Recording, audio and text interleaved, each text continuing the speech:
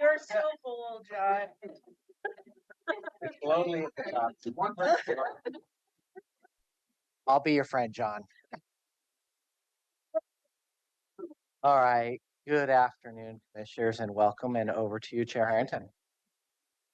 Good morning, everyone, and welcome to the Tuesday, December 9th, 2025 board work session. This is Chair Catherine Harrington. We're joined by Commissioner Nafisa Fai online. Here in the room, Commissioner Jason Snyder, Commissioner Vice Chair Pam Priest, and Commissioner Jerry Willey. We have a quite a full agenda for this afternoon. No executive sessions today. Oh, we do. One. Yeah. Oh, crap. I forgot to print a new agenda for myself. That's right. So Kevin's making sure I'm in the know. And so your presiding officer, your facilitator, I do the right thing. So, so we'll be counting on the four of us for that. Okay. Commissioner Fai, yes, ma'am. Chair Harrington, I emailed you all about my attendance here virtually for the work session, but if the executive session begins at 4:40 or earlier, I will be attending in person, and I would also be at the 6:30 meeting in person as scheduled. Wonderful. We'll be checking in on the board agenda later. Okay, so without further ado, we'll go over the Public Safety Coordinating Council applicant and appointment discussion. Welcome.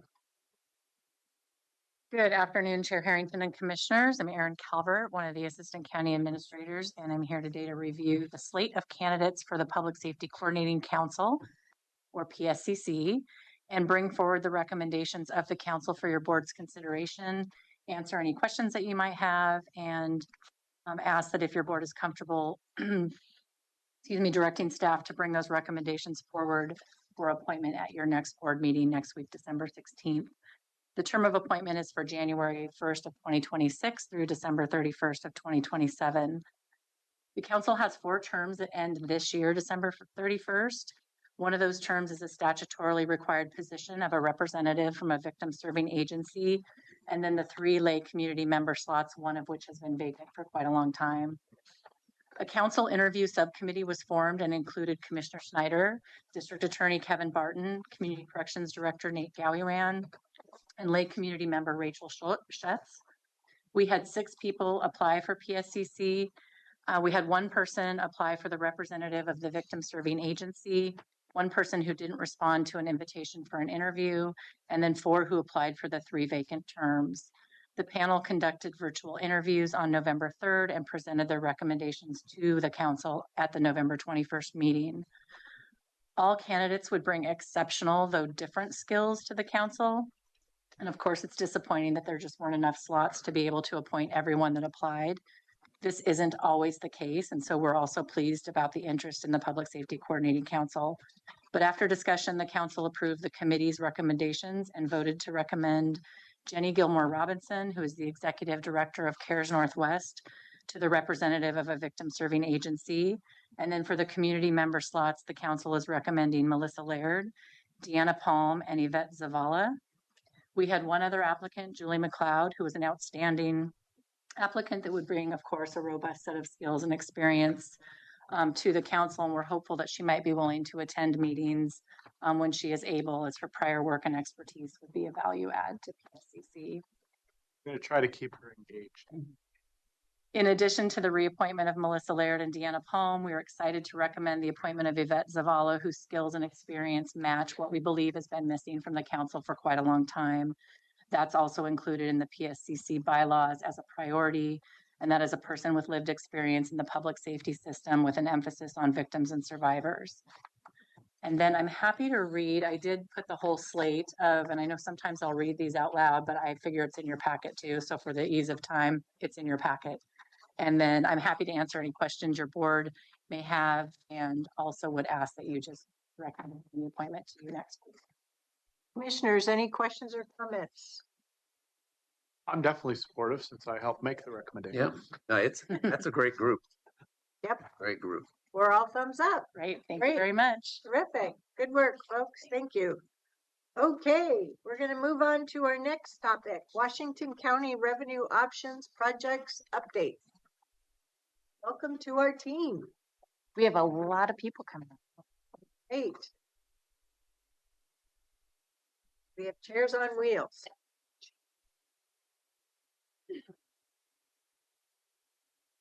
Yeah, I want the picture. Sure. Oh, we have our big Merino team. Yeah. I Wow. wasn't kidding. Write the team today. Yeah, no, we need you. We've needed you before on big ambitious projects and we continue onward. We hope we're your favorite jurisdiction to work with. Always. I've had nothing but a lot of fun with them Yeah. the last few weeks. Thank you so much for having us today. We are here to present, as you remember, a structure on the revenues that we've been able to discern. You all have walked through multiple steps. Marina's going to walk us through those steps before starting into today's information. We have one more meeting in January that we're also going to discuss today. So first, we're going to do introductions. Jordan Henderson, partner with Marine and Company. Tanya Moffett, partner with Marine and Company. Ann Ober, Assistant County Administrator. And Stephen Roberts, Land Use and Transportation Director. And our CFO is also listed and he's pinch hitting from the front. Okay, handing it off to you. Perfect. Well, we're going to go through the kind of some of the background of the project.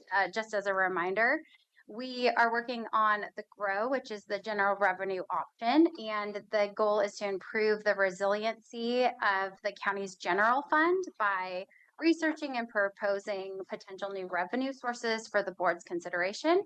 And then we also have the Resilience Transportation Funding Option, or RTFO, and the goal is to improve the resiliency of county transportation capital projects funding by proposing to the board long-term sustainable funding and financing options. So by increasing revenue for RTFO, it will also reduce the GROW, the general fund.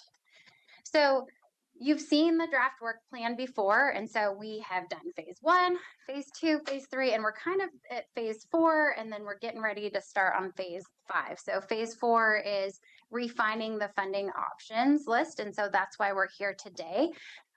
We have gone through and created a draft list of like the funding options, and so we'll have some additional information. We started with phase 2, which was we came with a full list. I came to the board work session a while ago and brought the full range of potential revenue options. And these are like the primary buckets that they fall into and some of the key ones that are there. And the county is already utilizing a lot of these options currently. So then we went on to do an evaluation criteria. And so for looking at the evaluation, we looked at the functionality, which is, does the revenue option meet the needs? So it focuses really on the performance, alignment, and the fairness of those revenue options. And then we looked at the feasibility. So is the revenue option even feasible to implement? So is it legal? Is it administratively doable? How much administrative burden is there going to be putting it into place? And then is it politically supported? So we looked at those different criteria. And so we went through with all of the options. So this has more options than were on the slide a few pages ago. But this has all of the individual detail. And so we broke it down into the ones, so we've got the feasibility on the left axis and then functionality on the bottom axis. And so the items that were highly feasible and highly functional, they landed in the green box up in the upper right-hand corner. So the green items are the strong candidates. And then we have 2 boxes, one to the left of that and then one to the bottom of that. And that's the yellow items. And those are conditional candidates or backup tools. And then we had some orange ones that came up, which they're unrealistically strong ideas or limited use, or they're very feasible, but they might be weak.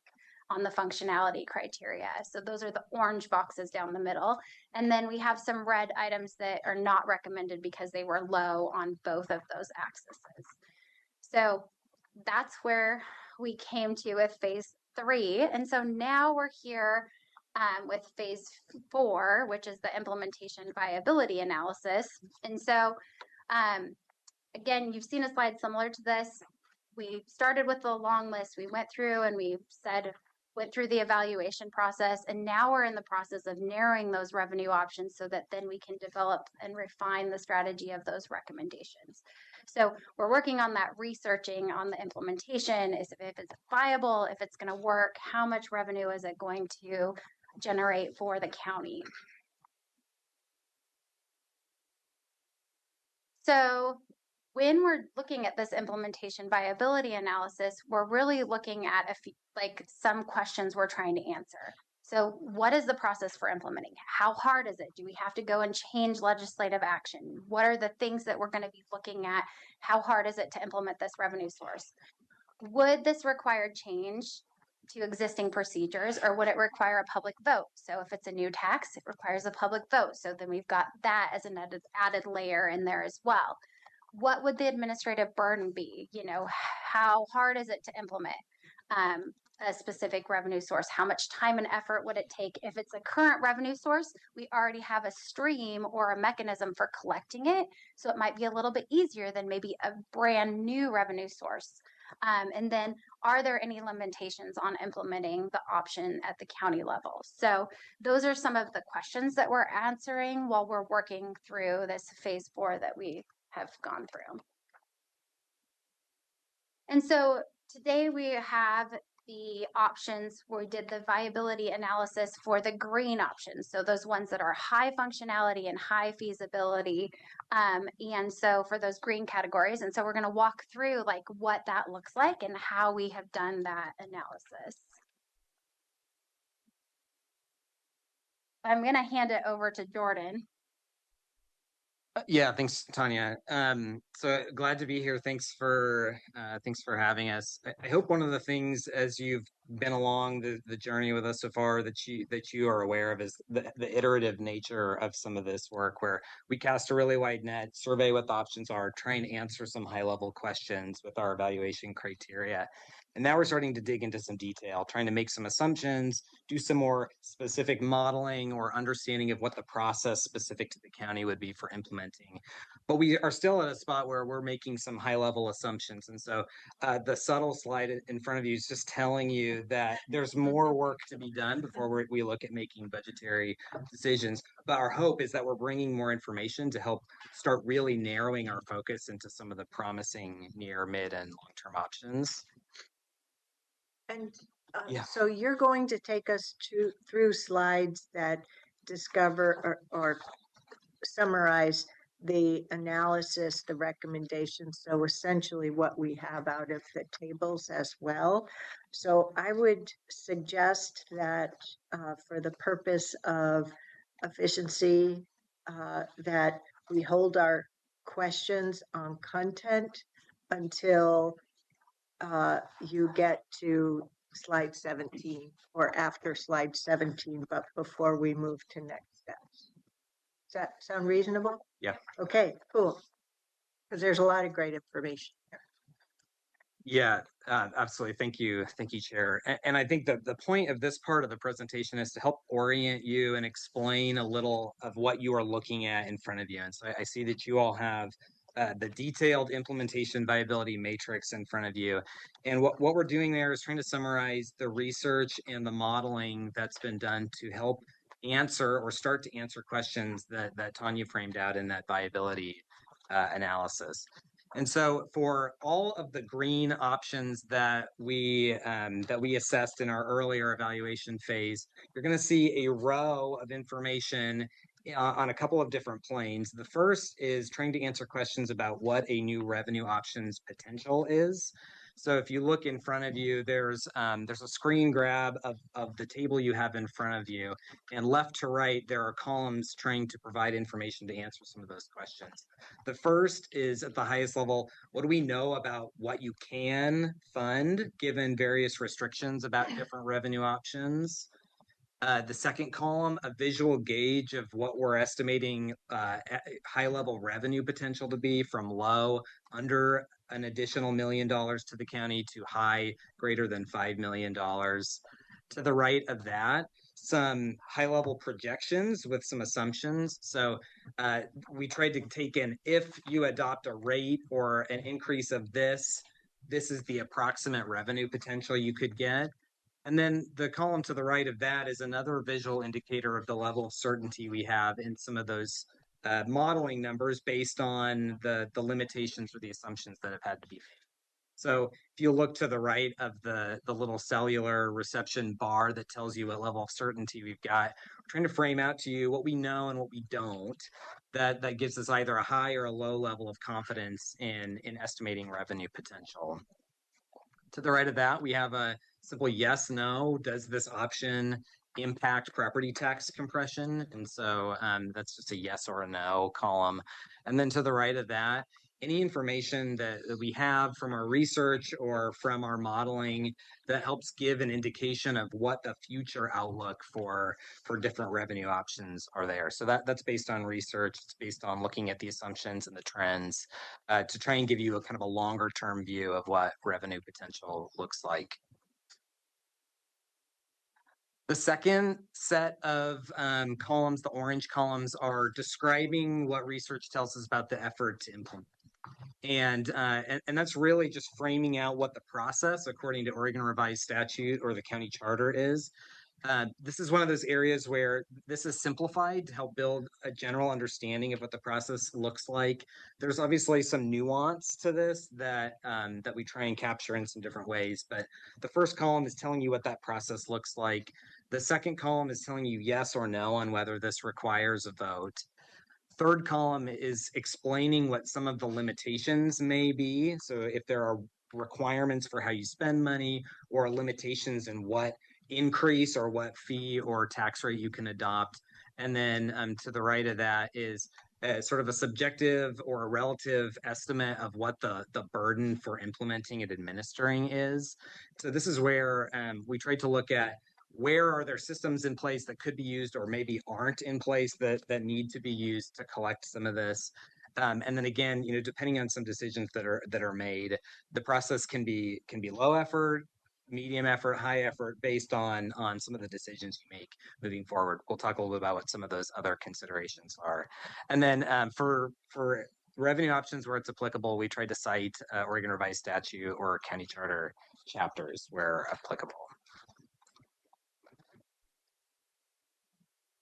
And I believe that last column is missing in your print version. Oh, that's possible. Yeah. Yeah. The one with the citations to statutes. Correct. I think that might be missing in the printout. My apologies. Oh, So if we walk through one example, and if you were to look on your page in front of you and find the revenue option line talking about increasing vehicle registration fees, what you'd learn is that in general, if you went about increasing vehicle registration fees, you have the ability to use those revenues to fund transportation projects and or maintenance. General assessment of what revenue potential is likely somewhere in that medium range between $1 million and $5 million. Some of the modeling that was done shows us that if you were to adopt a $5 increase per year on current county registration costs, you're looking at around $1.6 million total in increase to the county, of which 60% is the share that the county gets to keep, which is around $970,000. If you look at the level of certainty, we're at a medium to low level here, just because the decision you make on what level of increase is really what's driving what you could expect revenue potential to be.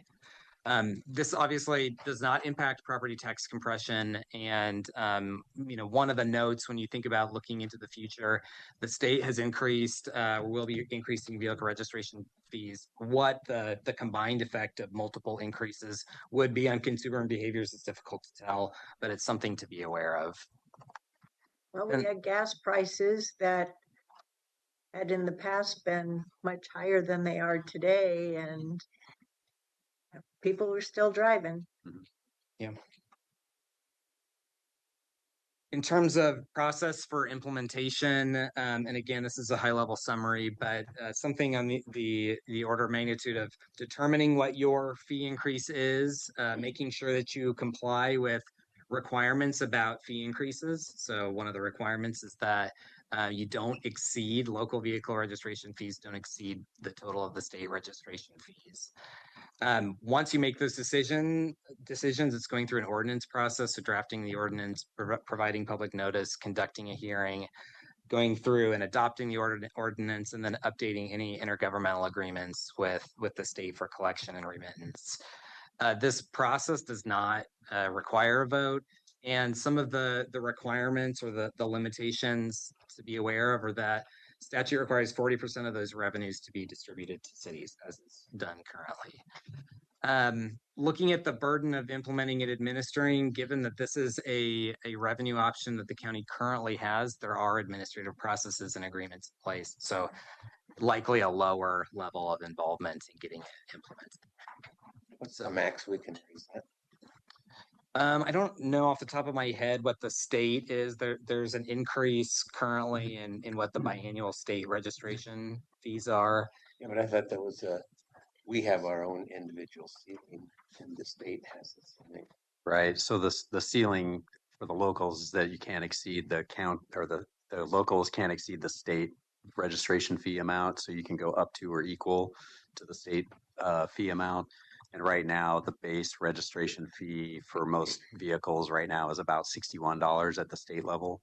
We're currently assessing at $30 per year per vehicle. So we could effectively double within the current statutory provisions. As Jordan was saying, House Bill 3991, which is being referred to the voters, it seems pretty certain.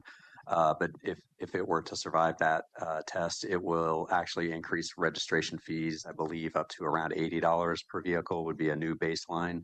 So that could create additional space if the county were interested in trying to go even higher. But irrespective of the space, what you've analyzed here is that there is room.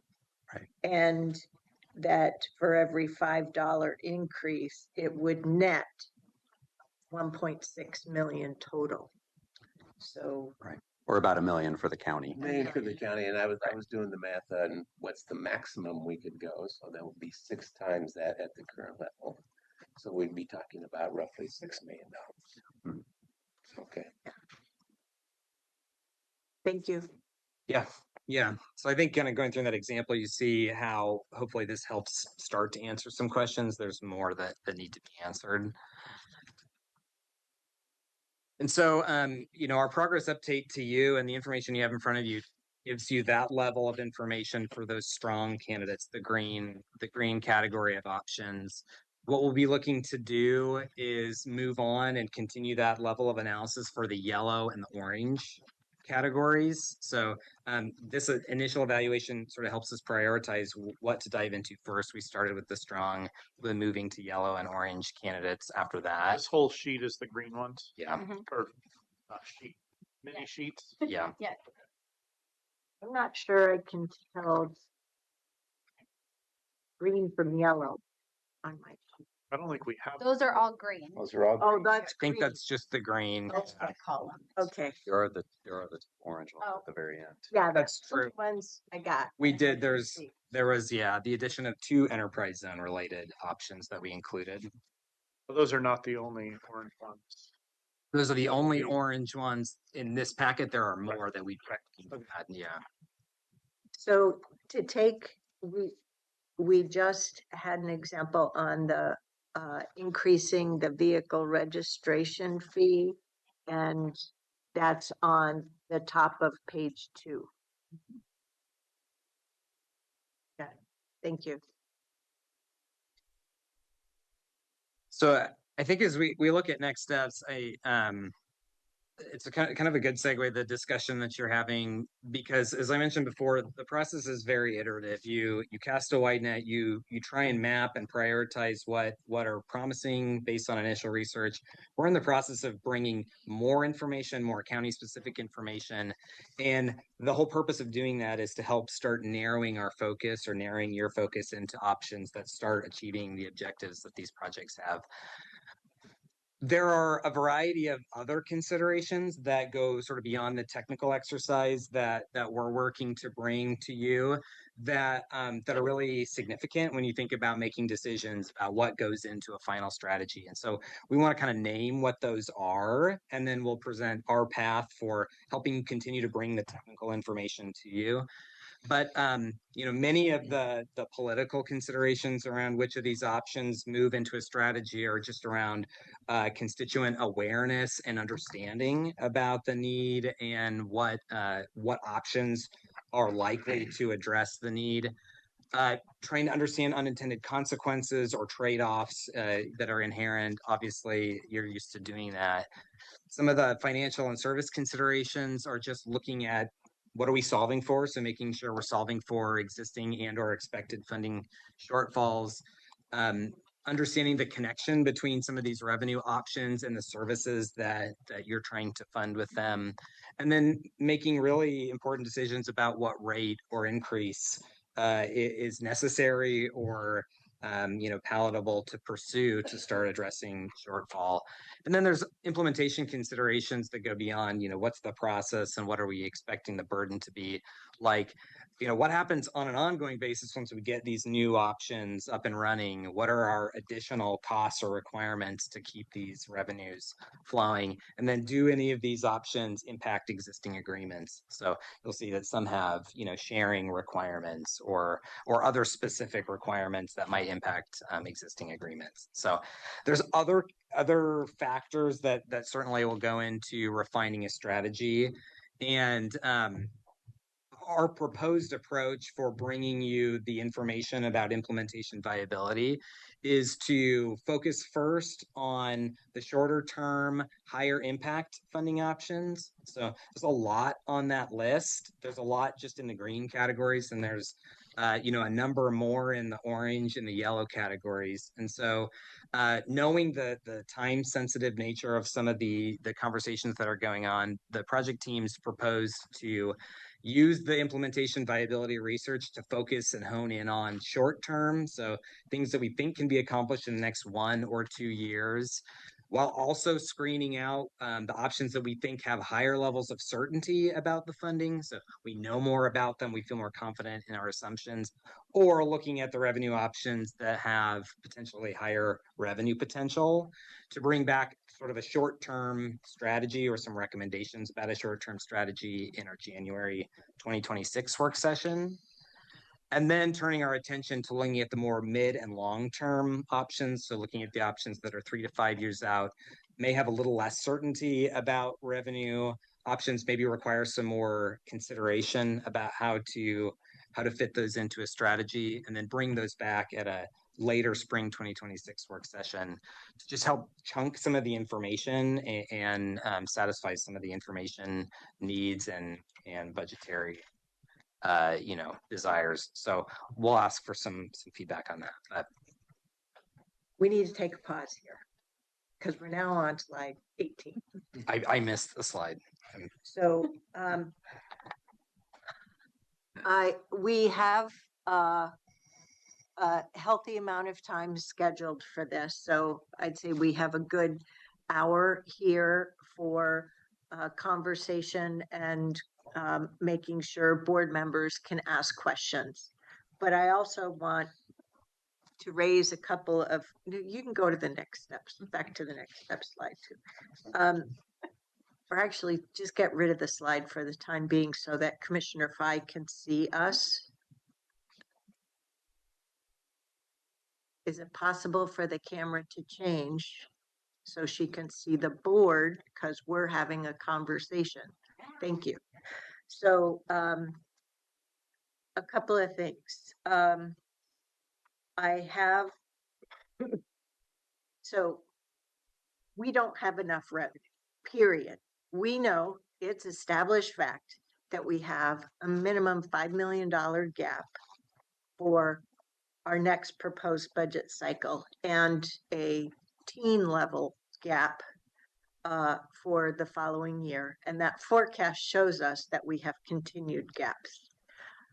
We also know I put a stake in the ground that we asked to push us hard, do as much foundation building as possible, which is the track you're on. Now I'm going to come back to this point. But given all that, with what we've laid out for the jail needs and GRO, I assessed, and the board has embraced it, that on our current track, FY30 is the fiscal year where pulling the lever on a GRO option would have effect. But at our roundtable on Thursday, we added a new scenario beyond that one. We aggressively pulled in our ask and said, let's challenge ourselves and try to pull GRO in to address those, I was about to say nearer term, but I think it's really the shorter term gaps.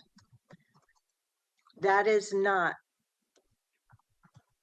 quite matching the plan for spring that you've got. I just want to observe that because we on the board set this mark for ourselves, which I think slightly changes the dynamic of the questions we need to answer today. So I'll demonstrate by example if you want, by going first. Okay. So what I did is I looked at these pages, and instead of thinking short term, midterm, long term, I'm thinking like now. Okay, and I'll start with the example you gave on the vehicle registration fee. I think we, the board, should consider direction to increase, maybe not to the full 5 or 6x level, but we could do that too, but increase that and utilize that headspace now.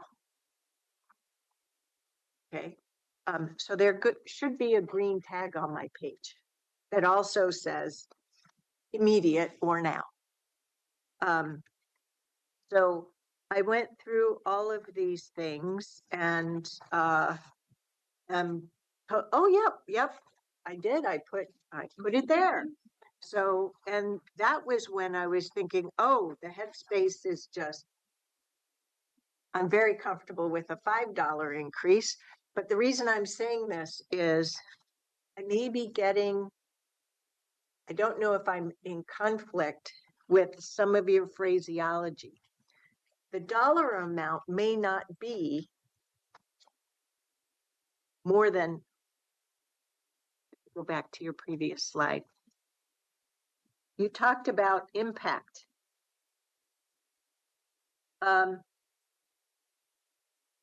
Things that have a medium impact are really getting my attention.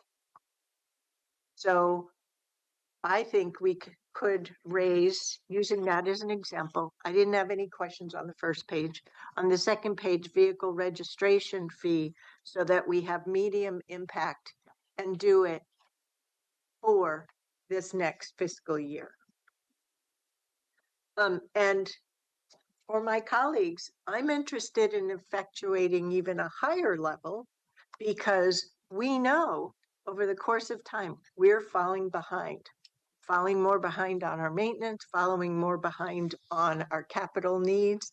And we have negotiated labor agreements and more updates coming. And we know that costs are going to continue to increase. So I'm like, yes, totally on board with that.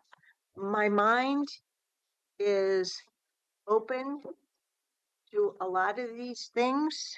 So then I went on to page 3.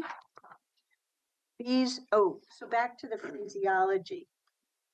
On your next step slide, focus on shorter term, higher impact.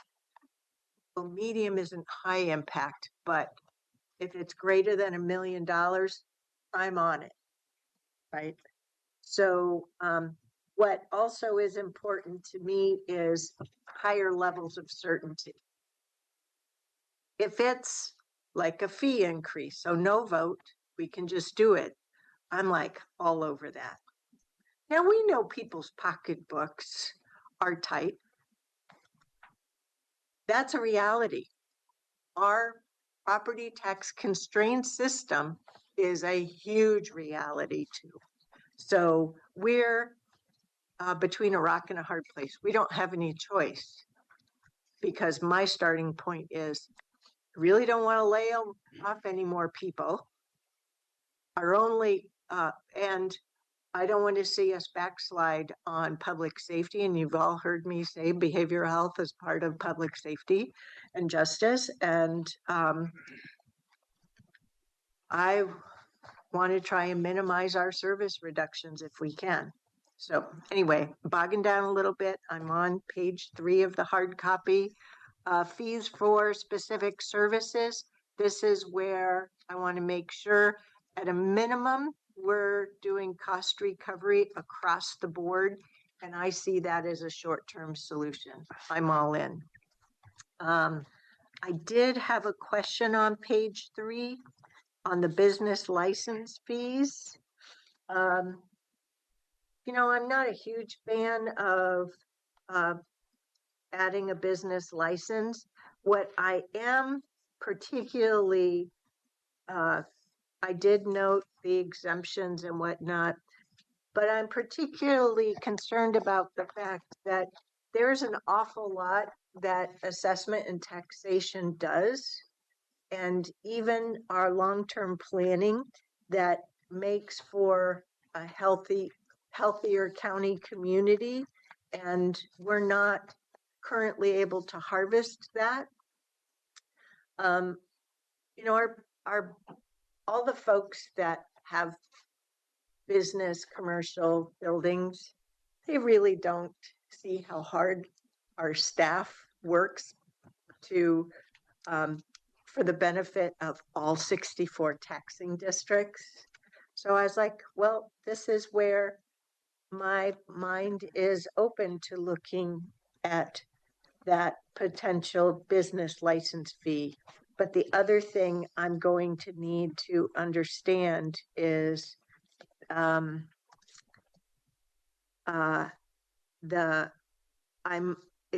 phrase UUA wasn't discussed about here. So I am mindful that a bunch of, not all, but some cities in Washington County already have a business license fee. And so that isn't lost on me either. And so I just need it stated as a factoid. On page 4, on the transient lodging tax, in my mind, no, hearing that there's potential room for increase there, I want to make sure this is a case where I feel like it should be, any revenue should be utilized towards the West Side Commons, the fairground, whether it's operations or towards their long-term capital because of the master plan. So, but I did see, you know, what is the process, that further analysis. So I didn't see it as an immediate thing, but definitely a positive. Solid waste, yeah, I'm not against any of these things. Assessment taxation. I didn't number my pages, so am I on page 5? Yep. Assessment and taxation. To me, that feels like a longer term thing versus a short or mid-term thing. General obligation bonds, yeah, we know we're going full steam ahead so far in 2028 for the jail community corrections expansion. It was very helpful to see here that for 100 million GO bond across our full countywide tax, that it could raise about 100 million. And so as that project comes forward to us in a January work session, I think we need to do a spitball. And I'm serious about phrase like that, not a guesstimate. This is even less credible, yes, than a guesstimate of how many digits of millions that might be in 2028. I feel like there's something missing on this page because this is the last of the green. You have ESPD, but what isn't here is something we already have, the public safety levy. Now, the reason I mention that and want to see it listed is because we know that with the jail community corrections expansion project, we're going to have to look at the potential use of that levy for the additional staffing for the operation. So I very much felt the loss. So that's why you earned both a green and a yellow missing tag. Then on the enterprise zone one, I see it as red. But there's something here where I think I'd like to see some more work done because enterprise zones, there's work there that comes to the county and the taxing district. And I don't think, just like with urban renewal districts. And so we participate there as a impacted taxing district, but it tends to be because of what happens to our county property tax rate. And, appreciating that it fixes the rate for, some period of time for URMD or urban renewal. So we're not necessarily hurting ourselves, right? And with the expectation that we're going to reap that further value but for that work being done. But it's that burden on assessment and taxation that it's been taken for far too long as a given. Oh, well, we can automatically do this. And so what? It involves some more work from assessment and taxation. Assessment and taxation has gotten such a squeeze that that's why I'm comforted by further analysis is needed, and I put a green tag on it. So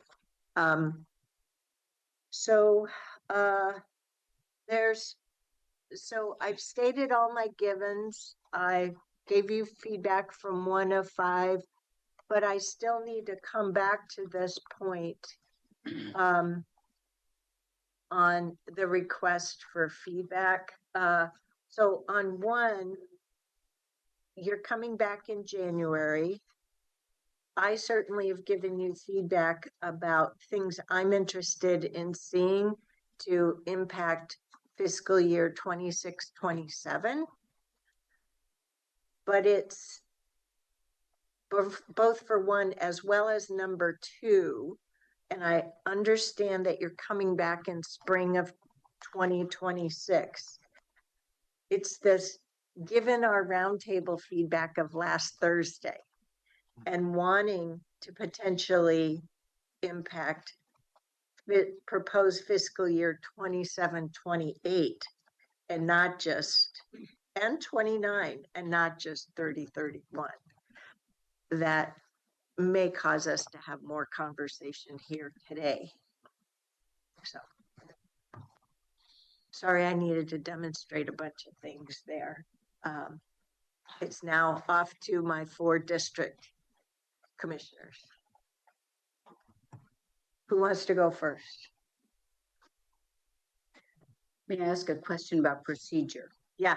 So I hope we're not limited to one question or one time because No, what I'm trying to do is ensure this has been planned till 2:40. okay, They do have more to go.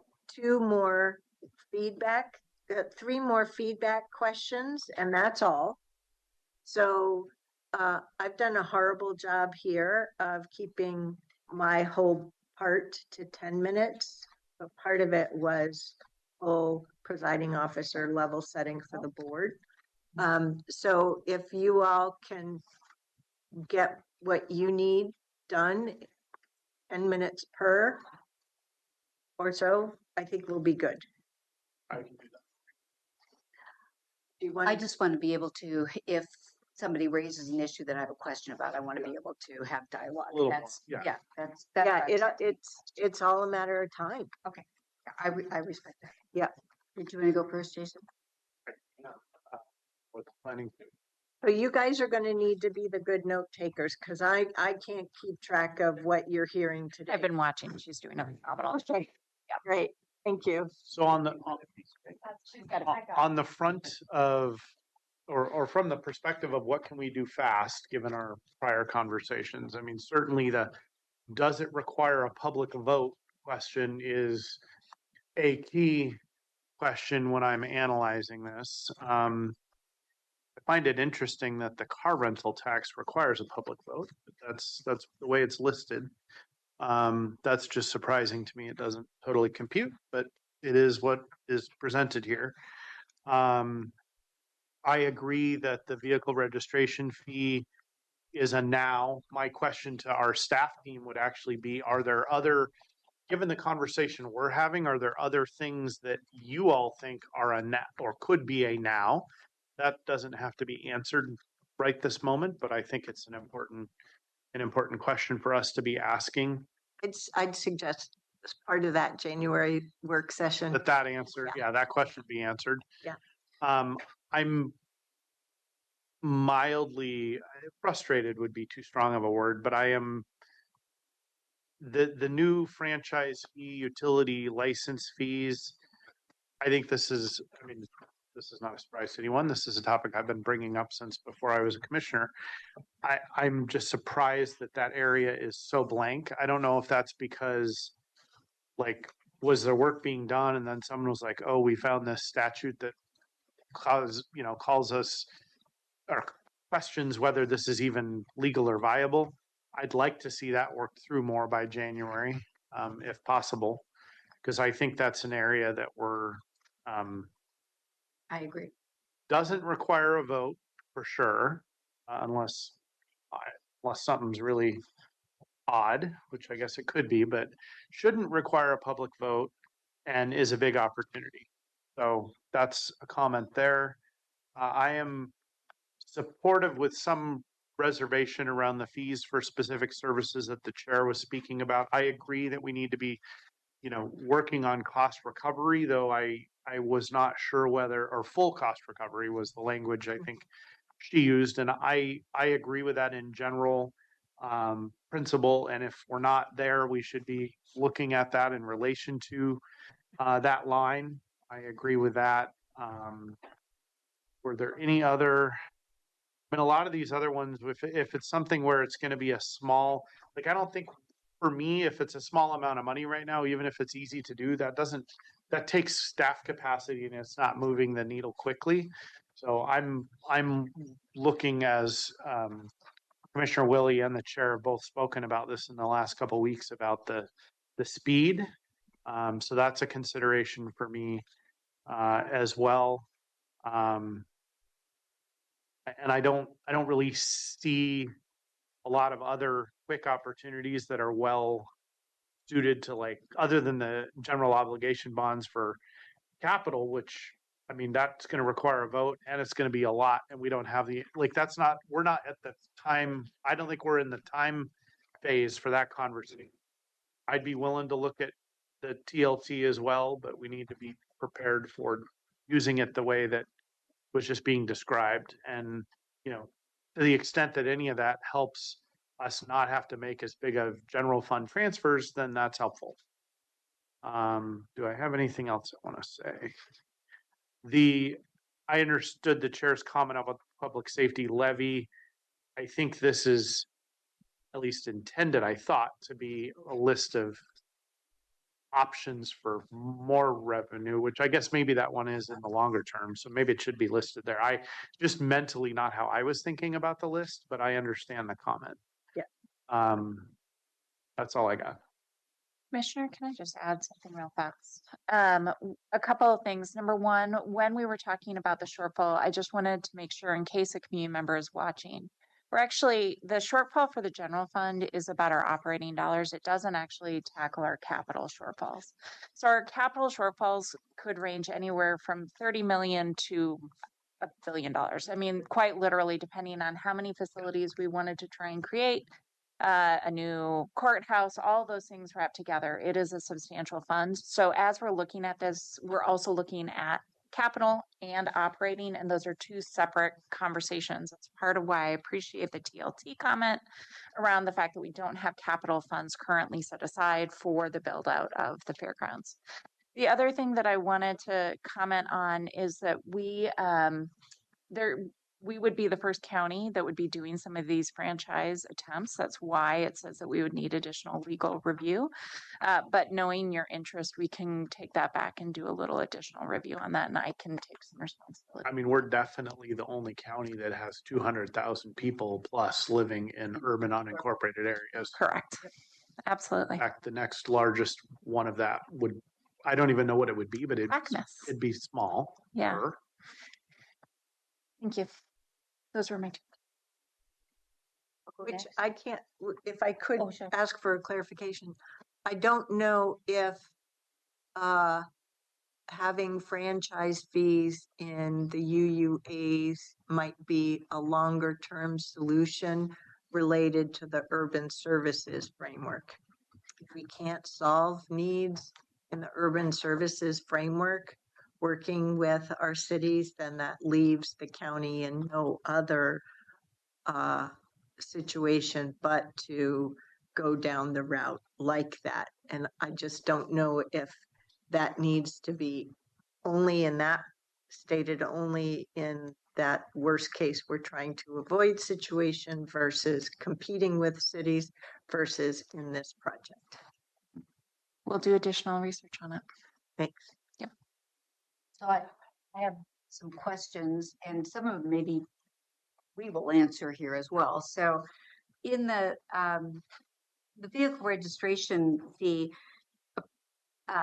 percentage of that goes back to the cities, correct? Okay, was there any thought about what the interaction needs to be before we do something like that with the cities? Yes. Yeah. When the board initially adopted the registration fee, there was a significant amount of work that was done in partnership with the cities at that time. And so I assumed that any potential increase would go through a similar process, primarily probably through the Washington County Coordinating Committee. Yeah.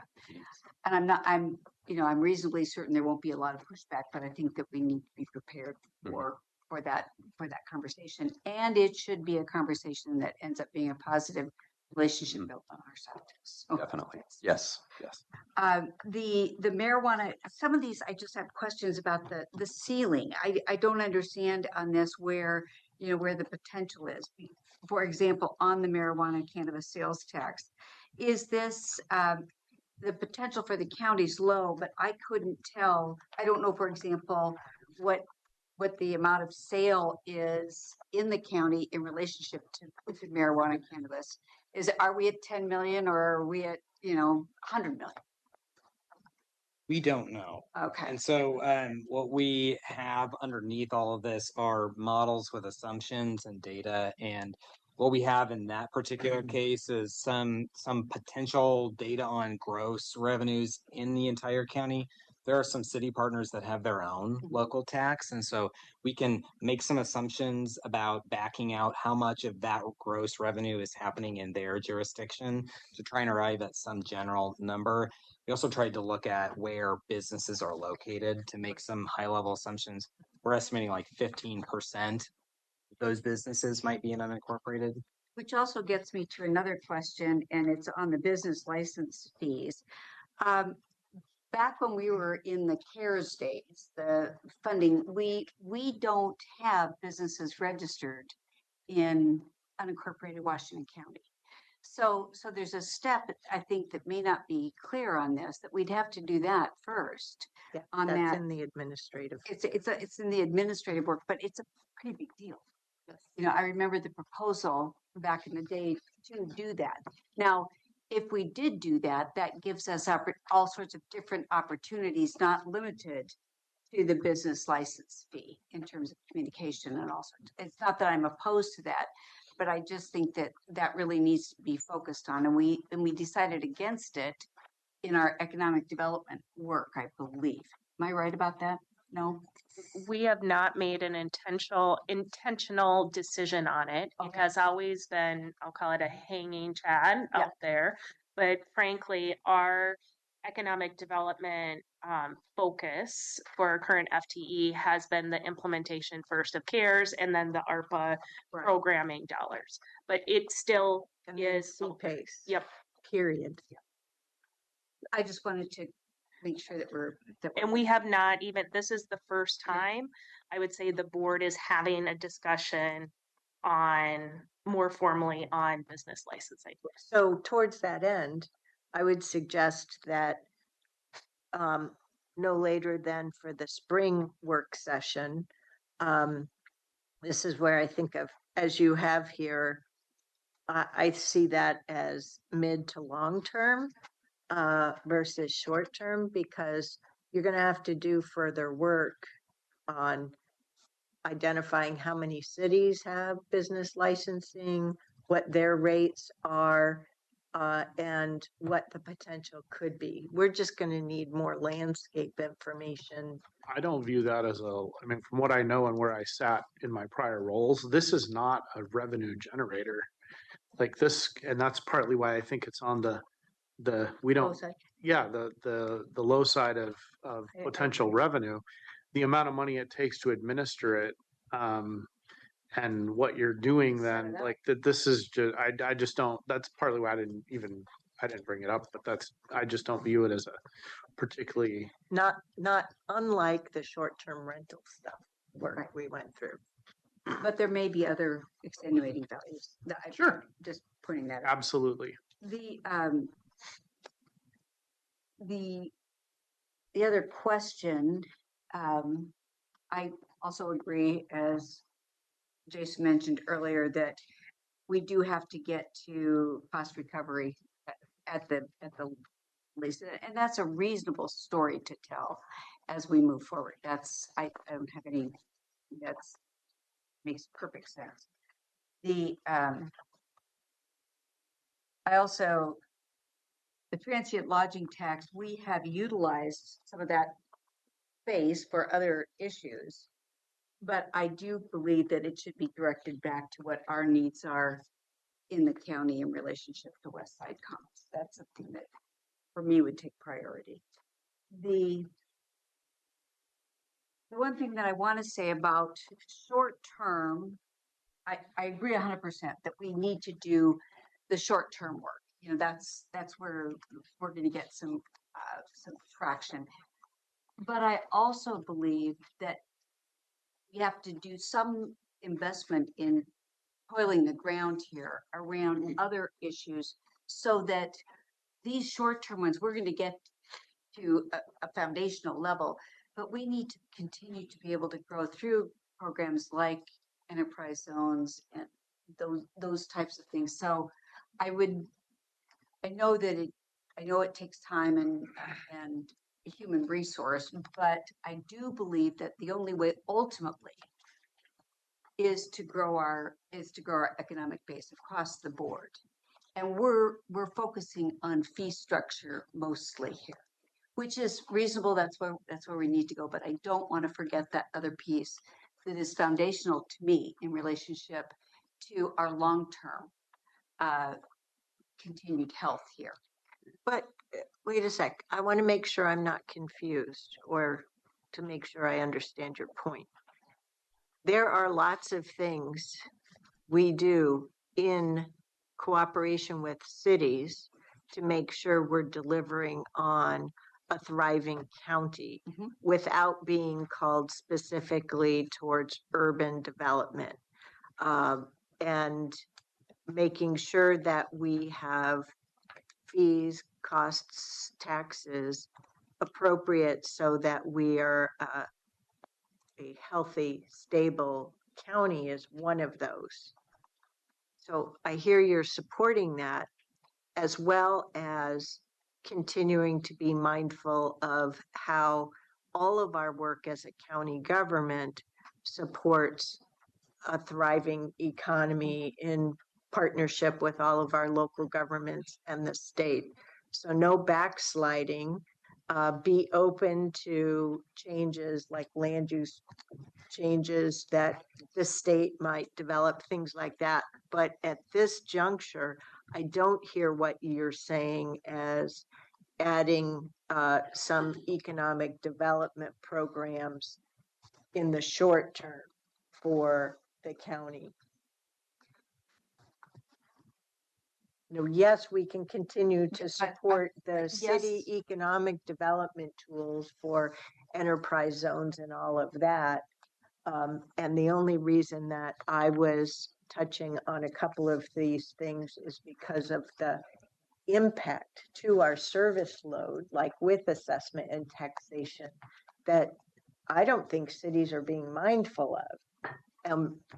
How we can do that in terms of getting quote unquote reimbursed for those costs is one thing, as opposed to trying to generate revenue and expand our service suite for revenue. So which message are you trying to convey? It's frankly, the message is in between those two levels for me. It's around looking at continuing to recognize what we can do around in the laying guidelines for economic development and continue for a county. For the county. And that means in support of what cities might be doing. It may be in support of what cities. For example, the continuation of the CPACE program was very important to me. And I think that's an example of that type of work. But I do think that it's my preference to see that the county continues to have an economic development look at it for our future. Whether we're prepared for potential agreements that we don't even know are on the horizon yet. We had a couple that came up, but there may be more. And we need to be able to continue to have that bench strength to be able to do that.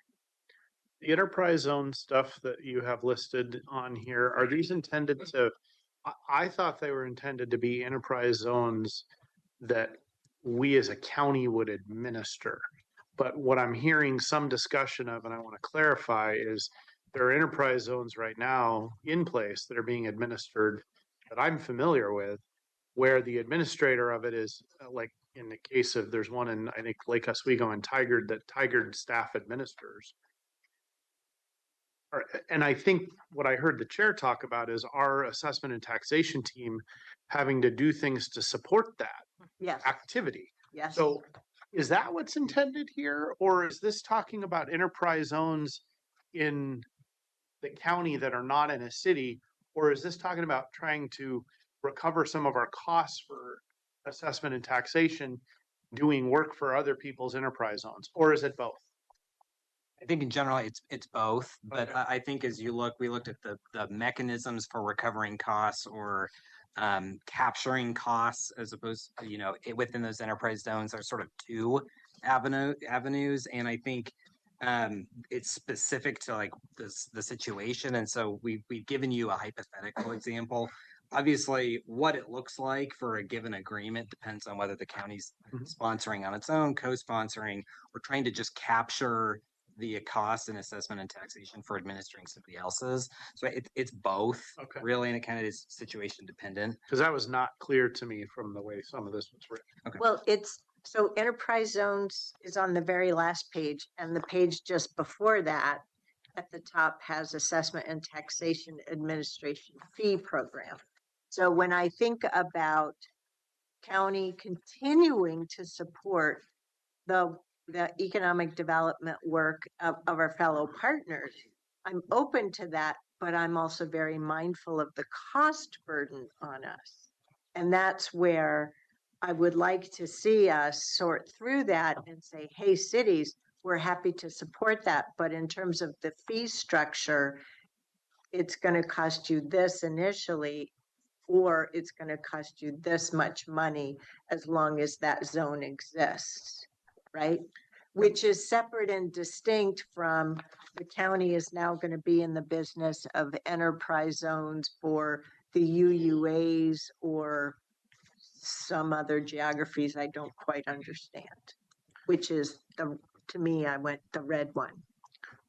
I mean, the A&T staff have to do similar work for TIF stuff in different districts too. So is that on the table, to the chair's point around, like, I mean, I see TIF on here as something we might use as a tool, but are we also talking about potentially charging other districts for the cost of of supporting their own tax increment financing districts?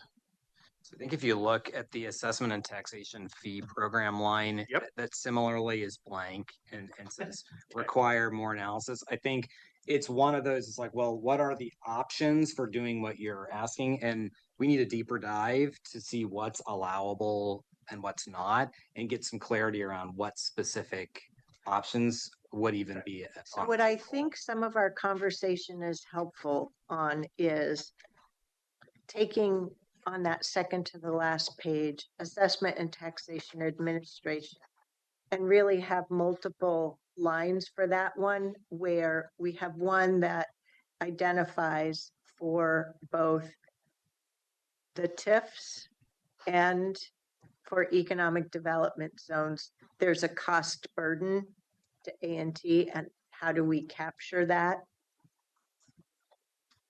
Or capture some revenue to deal with cost of service. Then there's looking at A&T fee program for things that we don't charge enough fees for. And then there are county introducing TIF areas. Or county introducing enterprise zone areas. We really need to keep all that very separate in our brains. Yes, that's where we're going to need some chart help. That's great feedback. Yeah. And I appreciate the board lifting up the cost burden on assessment and taxation, specifically in your comment, you starting out those comments, Chair, as we've started to look at these options also specifically for LUT in that space too. So we'll look at assessment and taxation, but just the whole Washington County, and what is truly that cost bearing of supporting, whether it's easy zones or TIF. Yeah, because we're not trying to make things harder anywhere or more costly, but we can't keep doing what we've been doing. And we understand the impact of, in some cases where we're doing it really well, has economic value to some set of those 64 taxing districts. But if we're going to continue to offer that benefit, we've got to have paid for cost delivery. So anyway, so thank you. I think we're doing well in terms of time. You indicated you were done, right? Yes. Commissioner Willie and Commissioner Fye. Go ahead, Commissioner Fye. Thank you, Chair. I can wait. Commissioner Willie, if you want to go, since you're in the room. No, that's all right. Go ahead. You don't have the benefit of this spreadsheet, do you? She should. It was all available to us as of last week. Electronic, yeah, or it's a little bit harder to read, but yeah. I have just to weigh in here, great discussion, and thank you to the staff and the consulting team of all the work you're putting in and all the briefings that we've got before this board meeting. What I'm interested in, yes, there's a lot of opportunity where we can bring some revenue to the county so that we can serve our community very well. Yes, so that question is answered. What I'm interested is the ones that got identified that are low lift, meaning that we do not have to go, especially when we're in discussion about the short term, 1 to 2 year funding, what can we do? To answer that question, for me, what I'm interested in is further analysis of some of the tools here that were identified that doesn't require us to go out to the community in a sort of a rabbit way of really not doing our due diligence. So I'm interested in the assessment and taxation administration fee program. I think Tanya and Joe and that whole team has been, for the 5 years I'm serving here, have said that we really need to bring some revenue because we're doing a lot of free work. So I'm convinced that that is a low lift, meaning that that's a conversation that we can go out and have with our jurisdictional partners in the county to try to structure that fee program. The vehicle registrations, I heard that got lifted earlier.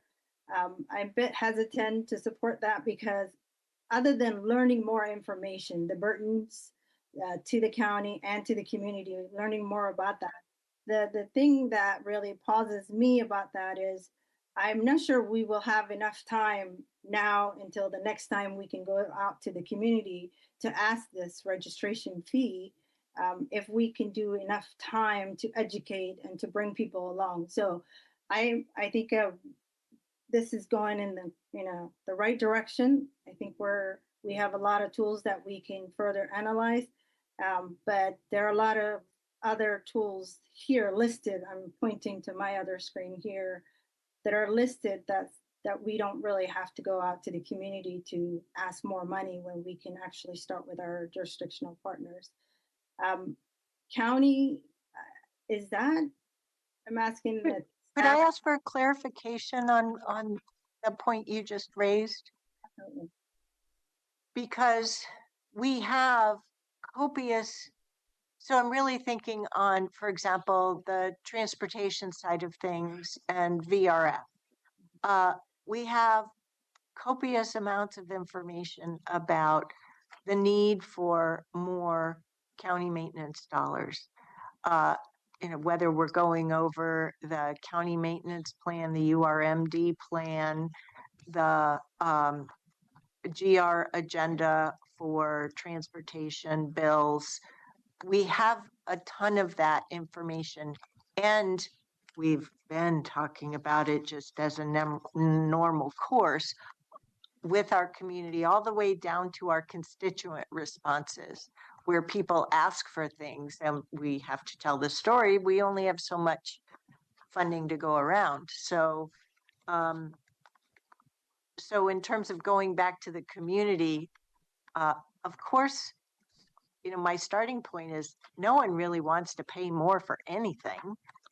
So we have to just explain what are the general areas, and I've already articulated that about the maintenance and potential, minor betterments that we can do aside from misstep further advancements. It's everything below that.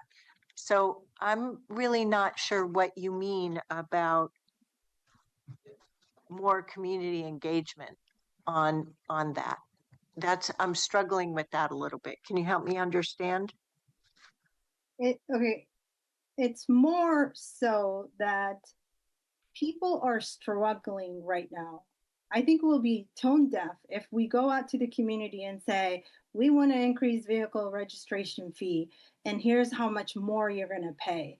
That is absolutely not the right approach to go right now, and especially even next year, as January is a few days away. So that's what I'm referring to, going to the community, not necessarily providing education of what this means. Yes, that's inevitable. It will come with this if we were to go out. But I am expressing concerns about the reality that exists for a lot of our communities right now.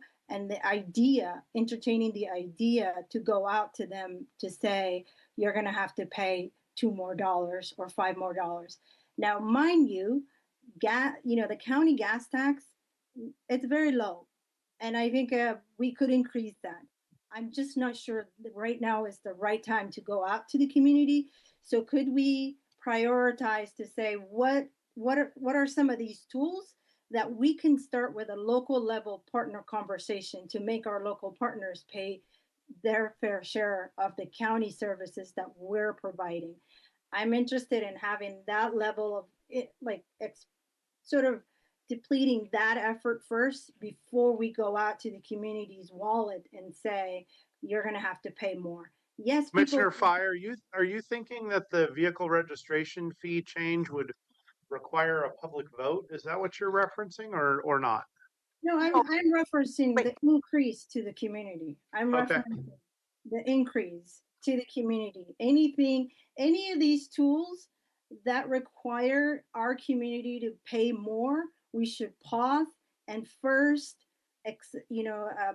really exhaust the list, the tools that are out there that we can bring money to the county that don't require the community paying into. So if I might, hang on a second. So thank you, Commissioner Fye. You were talking about making sure we're not being tone deaf. And I agree with you that, and one of the way we do that, and it's inherent in our county DNA already, is to explain and share what any funding solution provides. And so, of course, that is the way we move forward, and it's a given. So I know that that's just part of our DNA.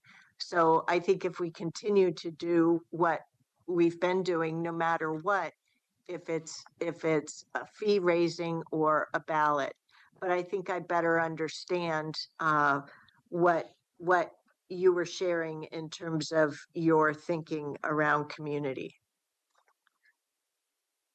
So, but I just wanted to finish that because I asked her the question, but Commissioner Snyder, you had an additional follow-up. Well, I think it's important context, at least from my perspective, when we're discussing this whole list, none of these are things that are not going to require the community to pay more. Like if we're thinking we're having this conversation about they may not pay it immediately directly, but they're either going to be paying it directly or indirectly. Yeah, they're going to pay it either by reduction of service or. I guess I just want to make sure that the context for this conversation, in my mind, is on some level about the community ultimately bearing more cost. Yep. And I'd like to also, and to Commissioner Fye's point about direct pay, so to speak, for a vehicle registration fee versus charges that we may be making to other municipalities. I think it's really important that we recognize that those municipalities, if in fact those charges stand, they're going to have to get that money from their constituents, which are in fact our constituents. Yep. So I think that it's not just cities, it's school districts, all this whatever it might be. Yep. And I think I'm a little uncomfortable, Commissioner Fye, because I don't want this discussion to look like we don't recognize that piece. Yep. That all the other districts and the municipalities have their budgets to deal with as well. And they'll have to get their money from their from their source, their constituents. So that's my concern. But let's let Commissioner Fife keep going because we're going to have to ensure that we hear from Commissioner Willie and then move towards the topic end time. Go ahead, Commissioner Fife. Yeah, thank you, Chair. I hear all of you. I think what I'm expressing, my preference is to start with the systems, dealing with the systems level, and then go out to the people. Yes, ultimately everything circles back, but I think what it forces is to have the system have a conversations about the spending habits and the revenue side of it. So that's where I was going with that. So those are my preference. I think this is a good list. Thank you to the staff. You did do your due diligence. There's a lot of tools that you've identified that are in the yellow that I really like to see in the green, but I think I articulated that in my one-on-one briefings. I think with the pandemic, the public health districts, I think that is, I'm surprised that landed on the yellow side, but it's a good sign at least. And obviously the animal service district and so many tools that I'm interested in actually seeing the county exploit and to try to figure out how we can do further analysis and figure out how much money it's going to bring. But ultimately, it comes down to you all, staff and consultants, telling us which actually of all these tools yield the most money so that we're not going back to the community, more money. How do we balance that? So I'm looking into a balanced approach, not necessarily one tool that seems easy to implement or seems, so I'll stop right there and give time to Commissioner Willie. Commissioner Willie. Yeah, this has been a good discussion. From my standpoint, I'm not sure I'm on the same page with you, Nafisa, on timelines. And so from my standpoint is, and I've been pretty clear about this, I believe, that I want to know what are a couple of things we could do in the immediate. Now, realizing for the budget season 26-27 might be a reach, but is there anything that we could feasibly get done in the next 12 months? And what would that look like? And I think vehicle registration fees is one of those. Okay, to me, that's low-hanging fruit. But at the same time, I don't see anything in here about an electrical vehicle charge. Is that supposed to be encompassed in the vehicle registration fee increase? Or could that be done separate? Yep. Commissioner, that's a great question. Statutorily, counties are not allowed to impose that kind of a fee at this time. So that would require some sort of a statutory change, but it is something that could potentially be noted and we could potentially pursue that legislatively. Yeah, well, I think we're either going to do it or the state's going to do it. So the state's already done it. Well, they've already done it if they get this transportation bill through. Even before. Yeah. It's not enough, but. Yeah, and how much of it do we get? That's a different question. Don't know the answer. Well, and being an EV car owner, I just take as a given that I already pay a full VRF. And so hearing I'm not just makes me that much more sad because I know I drive my EVs. Mm-hmm. Yeah. And it's like, come on, state, get off the dime. Well, it's the same thing on the gas tax. But anyway, yeah, I'm just, and I guess my focus on this is, I'm strictly focused on general fund stuff, not capital funds, even though that's definitely in the next conversation. I would definitely agree with that. But right now, I'm looking at the immediate of what we could accomplish and maybe alleviate our next budget cut. Okay. When we talk about, it is kind of amazing that the car rental tax we have to take to the voters. So I would like to have, well, maybe I'll continue this conversation, then I'll tell you what I'd like to have. Statute, by the way, we didn't ask, but that's in statute that it has to go to the rental car tax. Has to go to the ballot. I can. like either one. Yeah, our understanding is that charter requires voter approval for taxes. Our charter. I believe that's Okay, so that's where that's. Yeah. Okay, Well, it doesn't. with the- glad you clarified that. PLT, isn't- It that's depends on, increasing an existing one. it This also, is the creation of a new. it also depends on what is the definition of tax. So just because something's called tax, it may not technically be legally considered a tax. So depends on the definition. We can bring that for, just for clarification. I So think it's that- just in writing and Warrants some. longevity. Yeah, and that could be, that's certainly not in the short term because, again, I rented a car when I was in Hawaii last September and it was almost like a whole page of taxes. Yeah, And I don't think we're there. rental cars in Washington County are a good deal. Yeah, yeah. The business license, Friends rent them in Washington County versus in Multnomah County or at the airport. or at the airport, rented at Washington County versus at the airport. Business license fees, yeah, that conversation, to me, that is not a general fund revenue. It's to help offset a cost of developing an economic development department. So if we could do a net sum zero, we could establish a small ECDEV department, get the business license part of it initiated and those kinds of things and do it with a net sum zero impact on general fund. And that'd certainly be that. Now, we may have to loan them some money to get that started, but I think we can certainly do that. Transient lodging tax, I agree with that. I like that part. I like the fact that that's probably the only way we're going to be able to get some of the capital improvements on the fairgrounds. And so, yeah, that's certain, but that's, again, not immediate. And then as far as the enterprise zone, it's my understanding that the urgency from my standpoint of the enterprise zones is that we are late to the game because there's been a number of enterprise zones already put into place, primarily on data centers, that are probably coming up for renewal in the next year or so. In that which case, any changes that we would put, we would have to incorporate at that time. So please tell me if I'm misunderstanding this.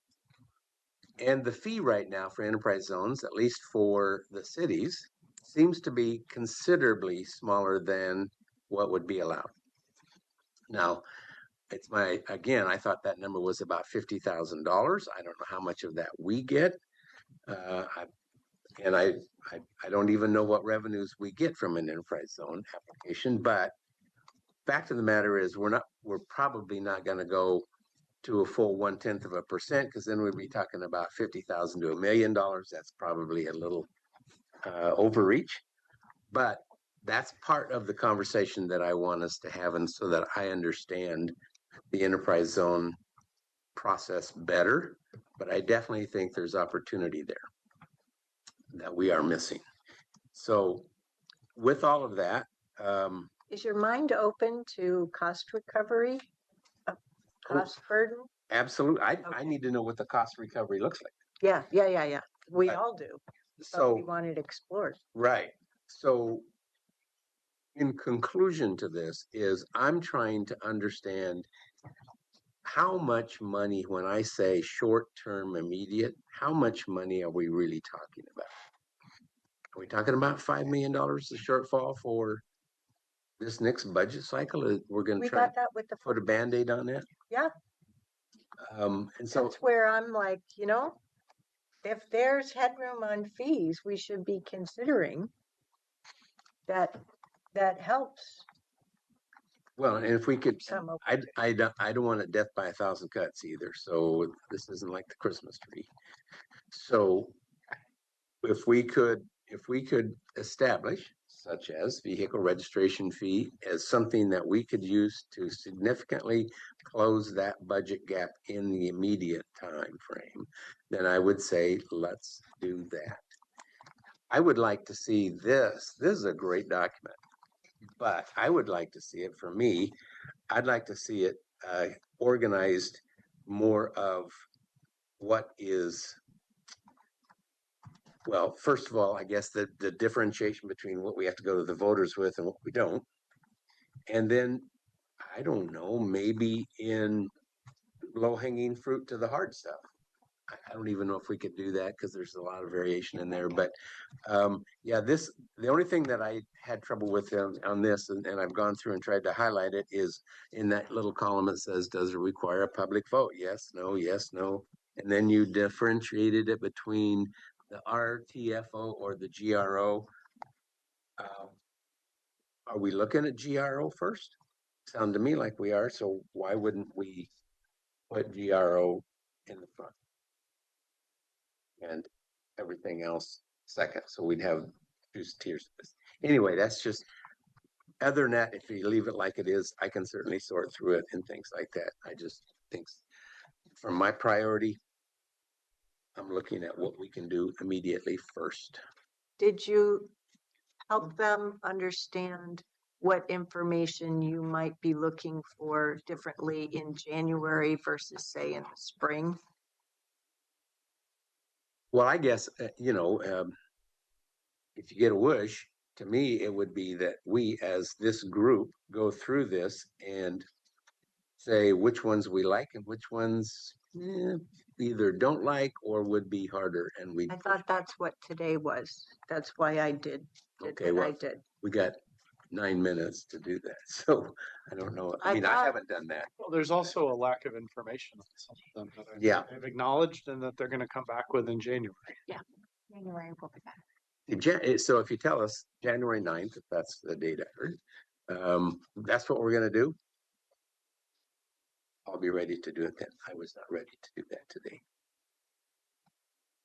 So I get a Sorry, gold I meant star for to sign being up. over prepared and everything I talked about with my green tags. No, you gave us some great, The you gave feedback us some was great information. As a matter of fact, your opening remarks was very consistent with what my closing remarks were. Let's find something that works in the immediate. So, sorry, I was about to skip past your last slide, requested feedback. Oh, yeah. So I think slide 20, please, because we said what we said on guiding principles at the roundtable on Thursday, we impacted your January, spring timeframe. Everybody knows that. Everybody, I mean, all the commissioners understand that. So is there any other information you would like to give to the team on these 3 questions beyond what we've already talked about?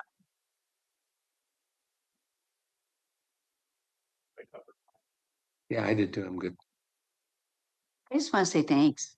Yeah. How to work. It's really interesting. Yeah, it's really good It is. work. And I think just the level of discussion should make you feel good that we're, engaged in looking at this. And it's presented in a way that I can absorb it. Thank you. Is it intellectually interesting to work on this? Yes. It is. Are there other questions you wish we were asking or wish we had discussion on? Nothing for me. I'm going to hand it over to the county administrator, but I did just want to call out the 2 people in particular not at this table who really have been doing all of this work with our Marina team. And that is Brenda and Jessica. I cannot thank them enough. They have been carrying a massive load to get us to today. And we'll do. Brenda, where's Jessica? There she is. Oh, and Fiza. Thank you so much. All Yes, Fiza too. Yes, yes. You data people. And how might this help and could it help and how do we help them be brave and lean into opportunities? Couldn't do it without what you do. So. And yes, and I look forward to Jessica and Brenda helping with future presentations. And I know, as do I. Going to be amazing. So, the work session in January, do you remember what that date is? I actually had it done as the 26th. I have it Oh, later. good. So it's not the very first Tuesday. No. It is not the very. Where did I get the 9th? I'm not sure. I think you said. I'm sure I do. Well, today's the I'm night. sure Willie just wants it to be as fast as possible. We do as well, but we want to make sure that we come back to you with a fully baked system, and that's just going to take us a little time. We're going to need that before the 2 or 3 day requirement. of that meeting if we possibly could. Because it's going to take definitely some study. Jerry might need a briefing to go over it. I That don't might help you. know more than anybody else, but I want to sit in on his briefing. Okay, so 2-on-1 is in order there. He'll make himself available on New Year's. But the point He'll is, be all by himself. we used all but 5 minutes for the topic today, so I'm observing that. But also, board members, January 23rd isn't just hear information, provide feedback at a later date or another day, but we've got homework to do because we've got to provide direction that day. So Particularly on the now yeah. So if you need thing. if you need some tags, let me know. I got tons of little tags. So I guess I do have a question. You don't see the format of this changing very much in terms of across. There'll be more information embedded here, but it's going to stay. Maybe that taxation assessment and taxation piece would be expanded, but other than that, and maybe if there's more information around the franchise for utility franchise in unincorporated area. Yeah, so we anticipate that there will be the yellow and orange options added to I'm it. ready. Thank you. Just to say, I'm ready. So thank you. Lisa, you're missing off camera that Jerry is teasing me about tags. He's got tags in his briefcase.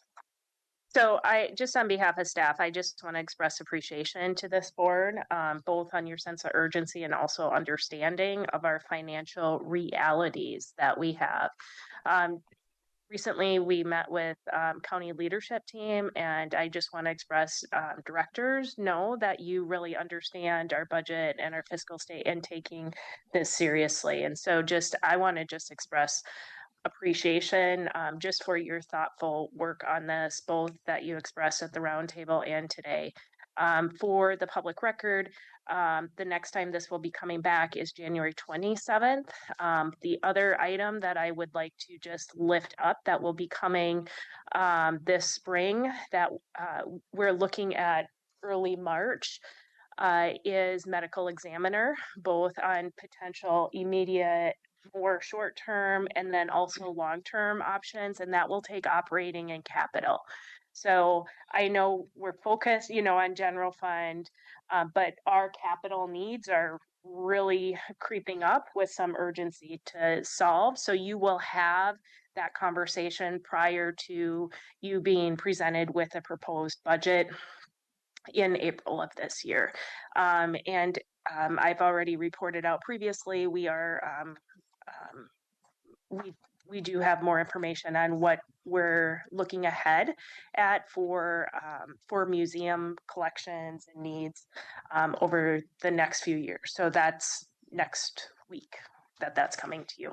Sorry, I was looking for affirmation from Anne that I was speaking to the right week. So just for clarification, the museum additional costs, the money that we've allocated for the food bank for our declaration of emergencies, is that included in our $5 million shortfall number? So I will refer you to the slide that was included in the roundtable packet last week. There's 2 columns of information. It's on the slide, it's all words. One column, the far left side, includes all of the costs that are included in that 5 million gap for our general fund operating budget.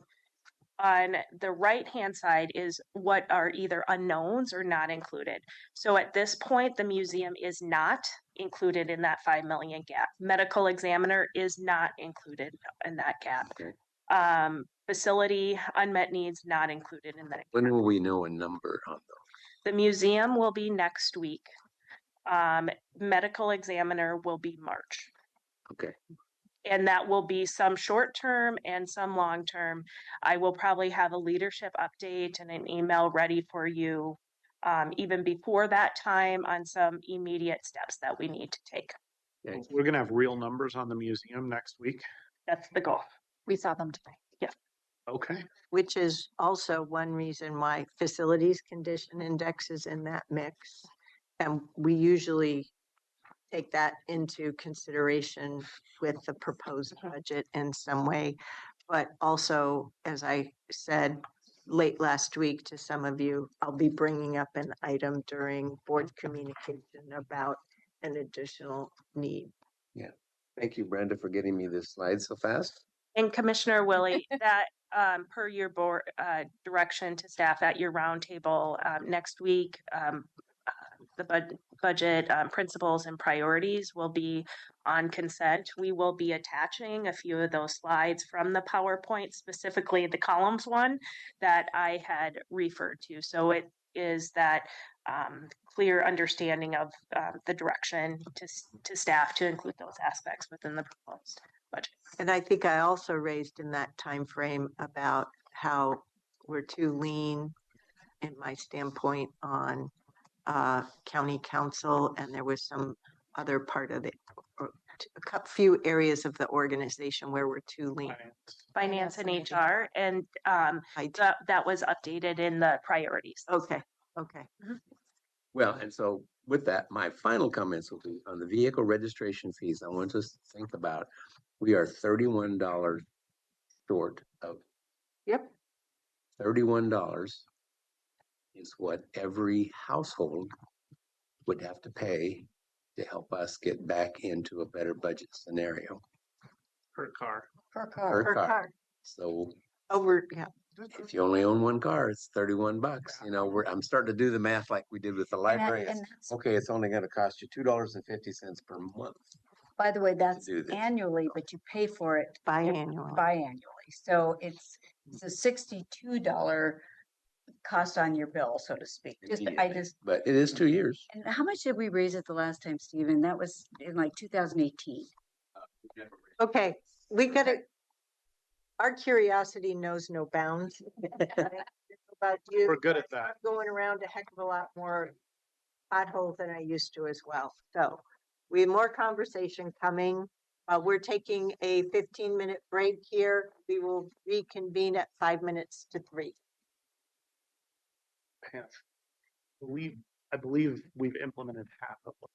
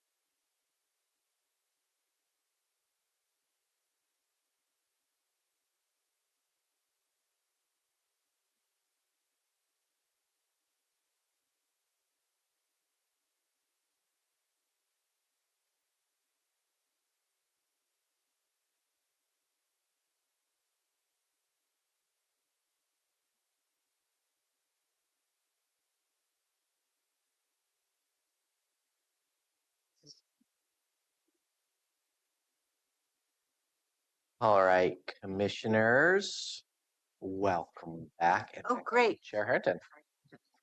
Yep. Thank you, Clerk Moss. Commissioner Willie will need to step out in 3 minutes for a personal medical phone call. So we're just mindful of that as we move on to topic number 3, Metro's Ordinance for Supportive Housing Services Committee. Welcome to our staff. Chair, and good afternoon, Commission. I am Erin Doyle, your Senior Government Relations Manager and Designated Talker. I'm Molly Rogers, a Director of Housing Services and Designated Corrector. Lifeline. Oh, I'm fired. We realized about 5 minutes ago we hadn't divvied up the slides. And speaking of going fast to get you information as quickly as possible, there is an error on the slide. But today we are focusing on the proposed ordinance for Metro reforming the committee structure for the Supportive Housing Services, or SHS. While this slide says review proposed letter of testimony, we did not have time to prepare that letter of testimony. And in addition, we wanted to have your discussion happen before we wrote anything. Yes. Because Yeah. we want to know that we Totally. are speaking to the board's current opinion about what this proposal means. So instead of So if I could summarize, we already sent a letter and I thought I brought it here, but I can't put my fingers. was included in the packet. Yeah. And it does have a level of feedback. So there there were 2 amendments that the Metro Council talked about at their Tuesday meeting. One affects the membership composition. They adopted a verbal amendment, so they don't. Today's Tuesday. Yesterday, with the SHS Oversight Committee report out, they didn't have a public version of an updated ordinance yet. But they're changing the composition to include a seat for philanthropy that is non-voting. They're also making 2 other changes to potential categories of experts for the services positions. It doesn't change the number of positions. So labor and academic entities. But those are like characteristics or categories to consider for filling those positions. So I didn't see that on the slide, so I figured you were going to deliver it verbally. So I just want to say the only other tidbit that I want to make both staff and the full board aware of, and I did not follow up on actuals, but Chair Vega Peterson of Multnomah County had expressed discomfort. Let me go back to the slides. When we get to slide 4, I'll have something to share. I might be in my notes. Thank you, Chair, for that update. It's been a whirlwind of trying to make sure all of my plates are spinning, and Yeah. So thank you. Me in Washington County. If you are not, because we don't have a lot of time to draft a letter and have it come back to the board before Metro actually meets next Tuesday, we can choose to submit a letter of testimony, or we can take feedback from your board and have someone represent verbally to the Metro Council in verbal testimony on next Tuesday, if that is your preference, but we'll talk about that at the end. So as I stated, the Metro Ordinance is only a part of what we talked about the last time we were here. It's really does 2 things. It repeals the current committee structure and the Metro code that supports them, and then creates a new Metro code to create a singular committee to achieve the missions of both current committees in one body. And as noted by the chair, you did provide a letter of feedback to the Metro Council based on the high level staff memo, and I would say that I see a lot of what your your board expressed to Metro Council reflected in the initial proposal presented last week. To that end, membership of the committee is right in that sweet spot of 17 to 19 voting members that your board had recommended to them to try and make sure that quorum is not impossible. It does also include 3 ex officio members. Those are non-voting members that represent state agencies. And I think this is where in the list of non-elected leaders, they would be adding those proposed philanthropy and academic as potential folks. And then it sounds like they're talking about adding 1 ex officio member that is. Can you define what philanthropy means for me in relationship to organization? We would have to go and What figure are out they what thinking?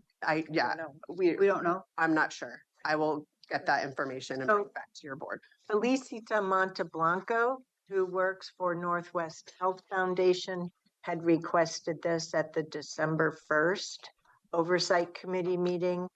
I didn't say it at that meeting, but I know, and I know I'm not the only member who's gone on some of the best practices trips, that compared to other parts of our nation alone,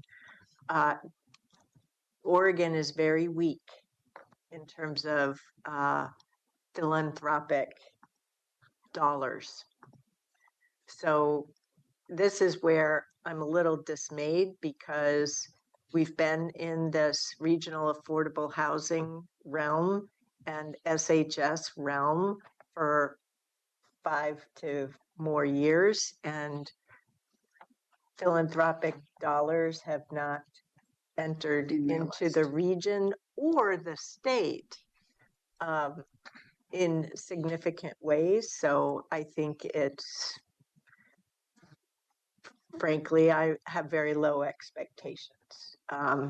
Maybe a lot of opinions without offering a lot of contribution, so to speak, but In terms of dollars. right. Do I think we need to step forward on that? No. The payback is,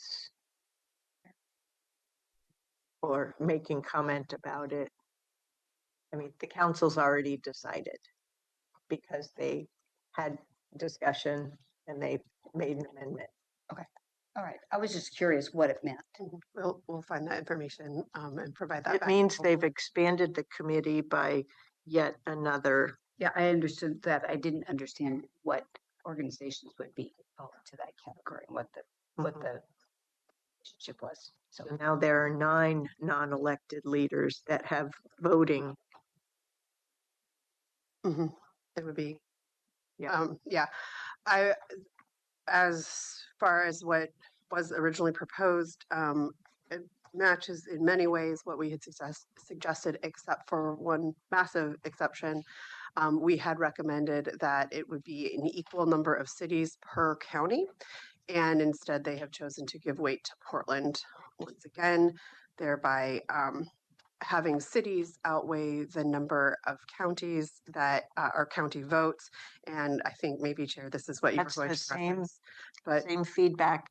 Chair Vega Peterson exactly. had said that at a minimum, she would be submitting a individual letter for their first read.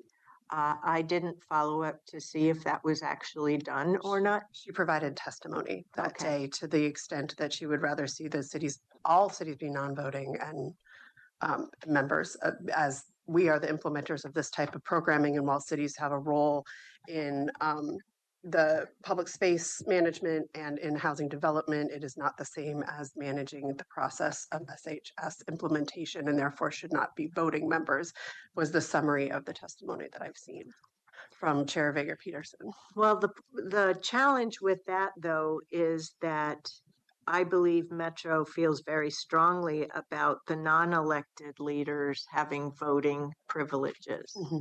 And so I didn't realize that she would be calling for all of the city seats being non-voting. I do support that the number of cities should not outweigh the number of counties, which is, I realize it could be viewed as in conflict to our prior letter. But you know, I don't have a problem with having 3 cities there, one from each county. But what what Chair Vega Peterson also shared with me is that the city of Portland has not been managing their public spaces. And in my words, it's like, would they just please start enforcing their camping ordinance, for crying out loud? And I'm dismayed at the continued politics of the city council and not focusing on helping Portland get its sparkle back. And I'm using that phraseology more and more. So I think it's a no-win battle to say that the non-elected leaders are going to be non-voting. So to make the cities non-voting really concerns me. And I should clarify because I needed to double check what I had. Chair Vega Peterson did follow up that if they decided to leave cities in a voting position, that they should not have more votes than counties. And I think that aligns with the Washington County position. Yeah. And I see that Commissioner Fye's hand is up. Yeah, Commissioner Fye, go ahead. Thank you, Chair Harrington. I think I might be having an internet issue a little bit. I want to make sure I'm on this journey.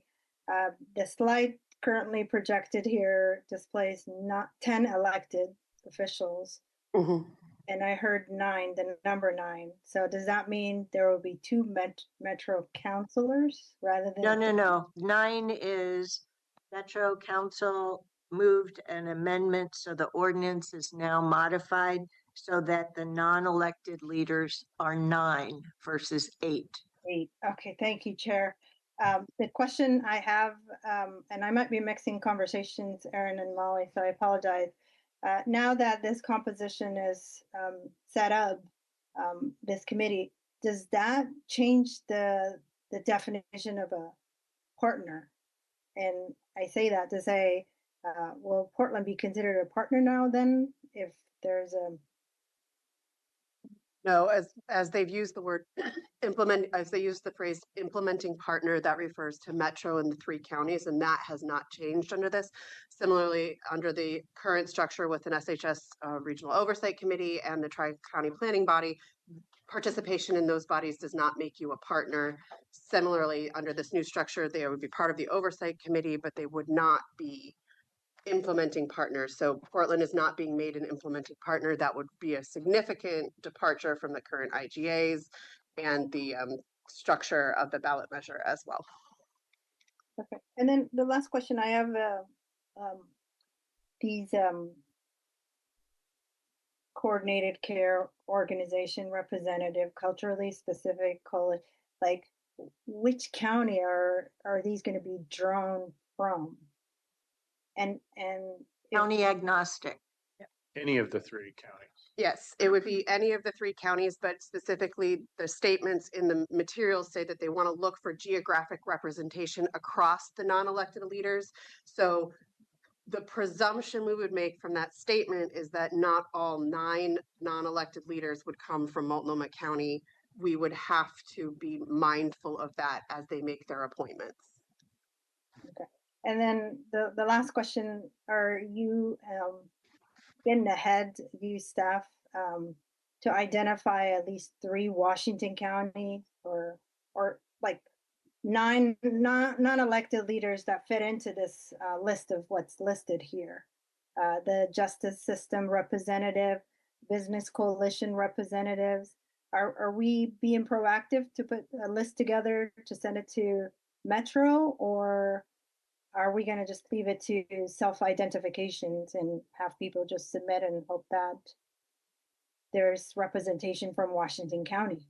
I don't think we've gotten that far into the process. We are still waiting to see what happens at the end of the day if this ordinance passes and then how that process works. But of course, we have identified partners with services. We'd want to give input on that, I would think. Mhm. Yeah. Typically, Metro goes through a process where they solicit representation as well, and they would go through that vetting process, and then we would want to make comment on who would get to be on that essentially selection process, who would help weigh in on that. Okay. And then last comment I have, thank you, Molly. Last comment I have on the slide is the 3 ex officio members. And now that we're exploring new ideas and setting up new committee groups, I see that TriMet representative is listed. And I've heard for the past, at least the 5 years I'm on JPAC or so, Ride Connection, looking for that opportunity to be a partner in these spaces. So has that conversation come up around TriMet representative and Ride Connection as well? No. Maybe we should give feedback that it should be a transit representative, not necessarily TriMet. I support that friendly amendment. I think Metro Council has had their discussions. I would leave the TriMet versus transit up to others. Not try to I think back on that right now. we gave a very good letter back in November. I think we should limit our feedback to the absolute that we can live with. And I think that goes to our point. The only change from the letter, from our prior letter that I'm really concerned about is making sure that the number of city positions do not exceed the number of county positions. And I still think they have too many Metro Council positions, but. Is there any concern about so I see the city select by consensus, and I've been part of that process in Washington County, and it's worked okay. I'm less confident in how that would play out. Clackamas County, is there concern about whether they'll be able to get the consensus? I think I've not heard that from Clackamas County, and they do have a C4 like our WCCC where they do these work. Do you think it would be? They'll figure themselves out. Fair enough. I won't worry about it. Aaron, one last thing. I remember when this whole conversation was starting, like who should be included, and I think Metro, especially the Metro Council President Peterson, was doing meetings with individuals, and I remember some of the conversations that I was included in. One topic that came out that they should really have be intentional was around how there are students that are homeless or either couch serving, and the education department is a bit removed, and how there might be an opportunity to include the education institution into this mix, but I don't see that here. Where is that being shifted now, or are we just gonna do things? So, Commissioner Fly, I really want to be us. So, our prior letter, that you have in the packet, dated November 17th, was really the opportunity to shape the proposal that is in the ordinance. And now we have to really fine tune and be laser focused on our short list of final comments for the county and the county role. The committees have talked about undercounts of homelessness multiple times. And I think that's a little bit about what you're getting at. The school districts have also shown their first interest in having seats at the table and then not following through when it comes to MPAC and seats at the table at MPAC for service district reps. So once again, I think we really need to focus on any and all comments to getting this across the finish line in a way that serves the county's work. Can we thank them for taking a lot of our feedback? Yes. I think we should do that. And then the other question I had on the letters, it was not lost on me that not only did we send the November 17th letter, but we sent the October 15th letter on the Regional Housing Coordinated Strategy. And I think they've made some amendments and changes there. But I figured I needed to checkpoint and make sure there weren't some things from this letter that made it into the proposal. For example, RSH is dealing with affordable housing, but this regional supportive housing services policy oversight committee, it's a long acronym,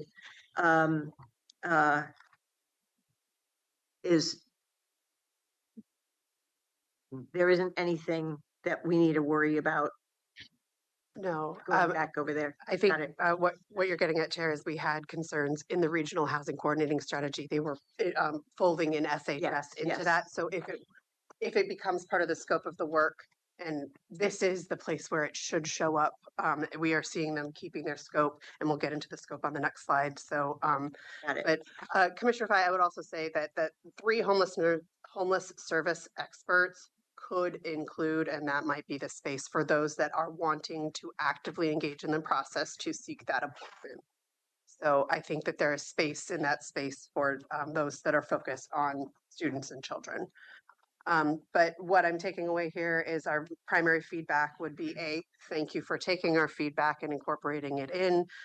We remain concerned that the city vote outweighs the county vote, and we do not think that that is appropriate for your final resolution in order, or your final ordinance. Yep. Okay. From there, we can get into the scope and can I ask something on that one? Are we, I want to be careful, are we including the city of Washington County too in there? we're saying there should be no more than 3 cities. If there are only 3 counties, there should only be 3 cities. So basically what we're saying in less opaque ways is either the city of Portland or you pick one city from Multnomah County. There should be no more than 3 cities if there are only 3 county votes. Okay, I hope we're clear like that in the letter rather than, because I don't want, Thank you for that feedback.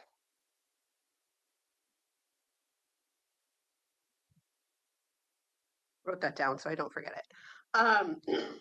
What the materials state is that they're not intending for this new committee to have responsibilities beyond the existing duties of the TCPP and the current oversight committee. They listed out the purposes. I'm not going to read all of this to you, but it does clarify that the Regional Investment Strategy Fund is it's a review role, and that going through that executive committee process, that's something that we did talk about. However, as was pointed out to me, that there is within the ordinance, one of the statements is that it does provide Metro with the authority to expand the scope on their action alone. And I do think that that deserves to be raised as part of our letter. That while you say we're starting with the existing duties, it is our expectation that the scope cannot creep beyond that what the IGA covers between these 2 proposed committees within the IGA, and that if you are going to expand the scope of this committee, it must be done using the processes outlined in the intergovernmental agreement. And I think that's how we address that long-standing concern that we have had and expressed. Please. So that's the 3rd point on the letter. Yeah. Yes. Okay. Okay. And as we stated in our letter, so I like to just highlight how brilliant we are, we can come with our local needs and understandings, but we provide a regional perspective. But what I did appreciate is that the materials did highlight that they will have a regional perspective, but understand that we will implement locally using our expertise, and we have that flexibility. So I wanted to I will probably include that. Yes. Thank you. Point. As far as decision making goes, we didn't do a bunch of work on this in our letter, but it does clarify the question your board asked us last time, that when Metro Council disagrees with the committee, they don't get to just go their own way. They will return it to the regional policy committee and make this is what we don't like. And so it's not Metro Council gets to decide at the end. It must be done through consensus of the two bodies. I will also just say that the 3-2-1 voting, it's the JPAC model, which is what we had. That's fine. I just wanted to say that out loud. Yes, thank you. The 3-2-1 voting model is 3 is I strongly agree and love everything. The 2 is I agree, but with reservations. And the 1 is a no thank you voting system. And I don't know how that math works to create a majority vote, but I don't have to manage this committee. 2 is still a yes, but it's with concern. Yes. But wait a second. All the slides that I've seen from Metro on this committee, it's RSPAC. That's probably just a typo on my part, because it's the Regional SHS Policy and Oversight Committee is the new name for it. So I think I just dropped an S a couple of times there. So I apologize. And then finally, just a few other things that are important. The meeting cadence is not set in the ordinance, but says it's no less than quarterly, and the committee chair would determine the frequency. I would imagine for the beginning, monthly would be an expectation. So whichever commissioner is designated and their alternate we need to be aware of that. And then they do finally call for periodic review of the committee's role and effectiveness, with the first to be completed within the first year. So if you are making changes to the current oversight because you've recognized problems, maybe we should incorporate bake into the process that we will continue to recognize when there are problems and try to make changes. And then obviously the bylaws are created by resolution, which is standard for Metro committees. So with that, turn it back to the policy question. And it sounds like this board would like us to draft a letter with those 4 key points. The thank you, the city votes should be the same as the number of counties and should represent each county. Going back to my Point note. 3 was no additional responsibilities beyond the existing duties of TCPC and SHS oversight. And then number 4 is the last bullet on the scope page. Oh, yes. Yeah. Can I ask a question on membership again? Is there any thought as to which Metro councilors, or it's just 3? That would be selected by their processes for that. About their geography as well. Yeah. I'm gonna stop there. I just said that. We have authority over our seats, and I think that that's the scope of the concerns that we have. So thumbs up on all that? I guess I just want to ask on that, like, is it worth us saying that we think they should apply their geography thing to the Metro Council seats? We don't want to say that. I kind of want to say that, but. Well, that's why I raised the question. Thank you. Then I'm a thumbs up. I guess I can be a thumbs up either way. I just, like, they've got it in their own rules. Maybe we should, or their own plan, maybe we should point it out to them. I think it'd be highly problematic if almost all of them come from one county. But,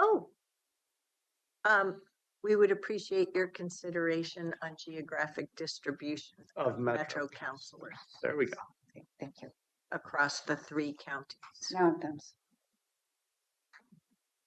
Nafisa's. Yeah. On the implementation timeline slide, what they said yesterday is the committee would launch in April. Yep, that is the final April Fools.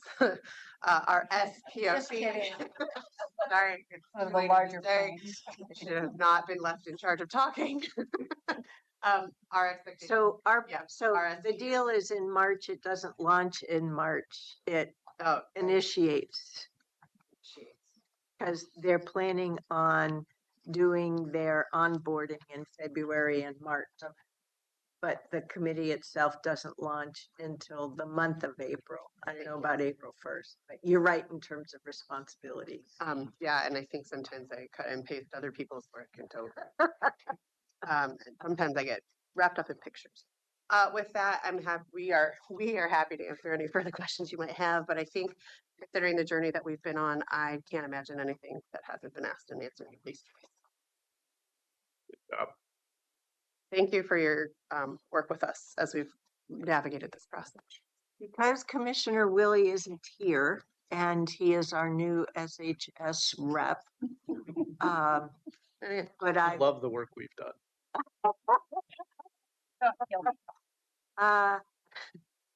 At the meeting yesterday, they did have the 5-year forecast. It was a very useful set of information. And this is pointing towards a question. At what juncture will you be coming back to the full board on that?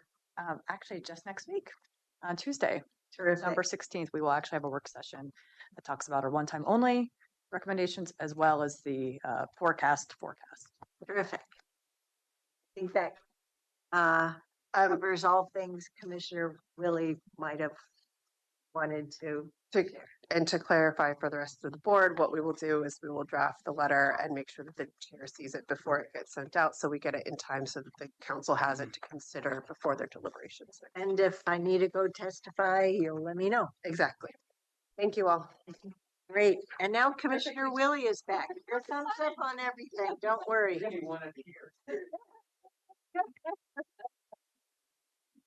Okay, well, we can use the extra time. So we are here at 3:30. Now, why don't we go right into the formal agenda item discussion? So let me move some of this paper out of my way, find where I have my formal agenda. Oh, weird. You want mine? I have it here somewhere. Thank you. So, we have the 9 items on consent agenda. We have one, public hearing. We don't have any proclamations today. But do, any of you colleagues have any questions or needs on what is on the business agenda for tonight? No. Oh, what do you want to bet? It's in my backpack. Yep. There is. Okay. Now I'm all set. Okay, we're all set on the formal agenda. Do you know how many people? Thank you for that question, Commissioner Trees. We have 5 people signed up at the end of the meeting right now for 25 minutes. And none at the beginning. And none at the beginning. Thank you for always making sure we're all set. Oh, we also have a draft letter under board consideration. And since I'm so good at forgetting these, the Metro Council has an open seat for Washington County for the MERC Commission. Staff recommendation was Dave Perullo. Commissioner Snyder, our rep to ETV, checked in with Mr. Perullo. Anything you'd like to share? He actually had a little bit of an inclining from some, I think the Metro staff or Metro counselor already had spoken with him. He was enthusiastically interested in representing Washington County. Great. Yeah, Everybody thumbs up on the letter? Mhm. Great, thank you. That takes care of that. So now we're on to board communication. Who wants to go first? Pam does. Oh, you're so right. Pam does want to go first. So, last Tuesday night, the chair and I attended the CWS Beaverton and the CWS State of the Partnership presentation at Beaverton Council. It was online, but it went well. We had an opportunity just to talk briefly, we being the chair and myself, about where we are with rebuilding trust and kind of the aftermath, if you will. So, and that I think went well. Wednesday and Thursday, I had several staff meetings along with our roundtable on Thursday. Friday was the tour of the New Family Peace Center, and that's really cool. I'm sorry, Jason, that you couldn't come. It was really informative, and I loved learning about the trauma-informed care there, the rounded corners, so that you don't have any surprises coming around corners. All sorts of the colors, the design, the what is the Randall Children's Center that's there now? Northwest. Thank you, Cares Northwest. It was not being at Randall's, but being here. It was really good. And Rachel, I thought, did a great job. Yesterday, I attended the Oregon Business Summit. It was a little bit more of the doom and gloom type of presentation. It's what to be expected in relationship to the business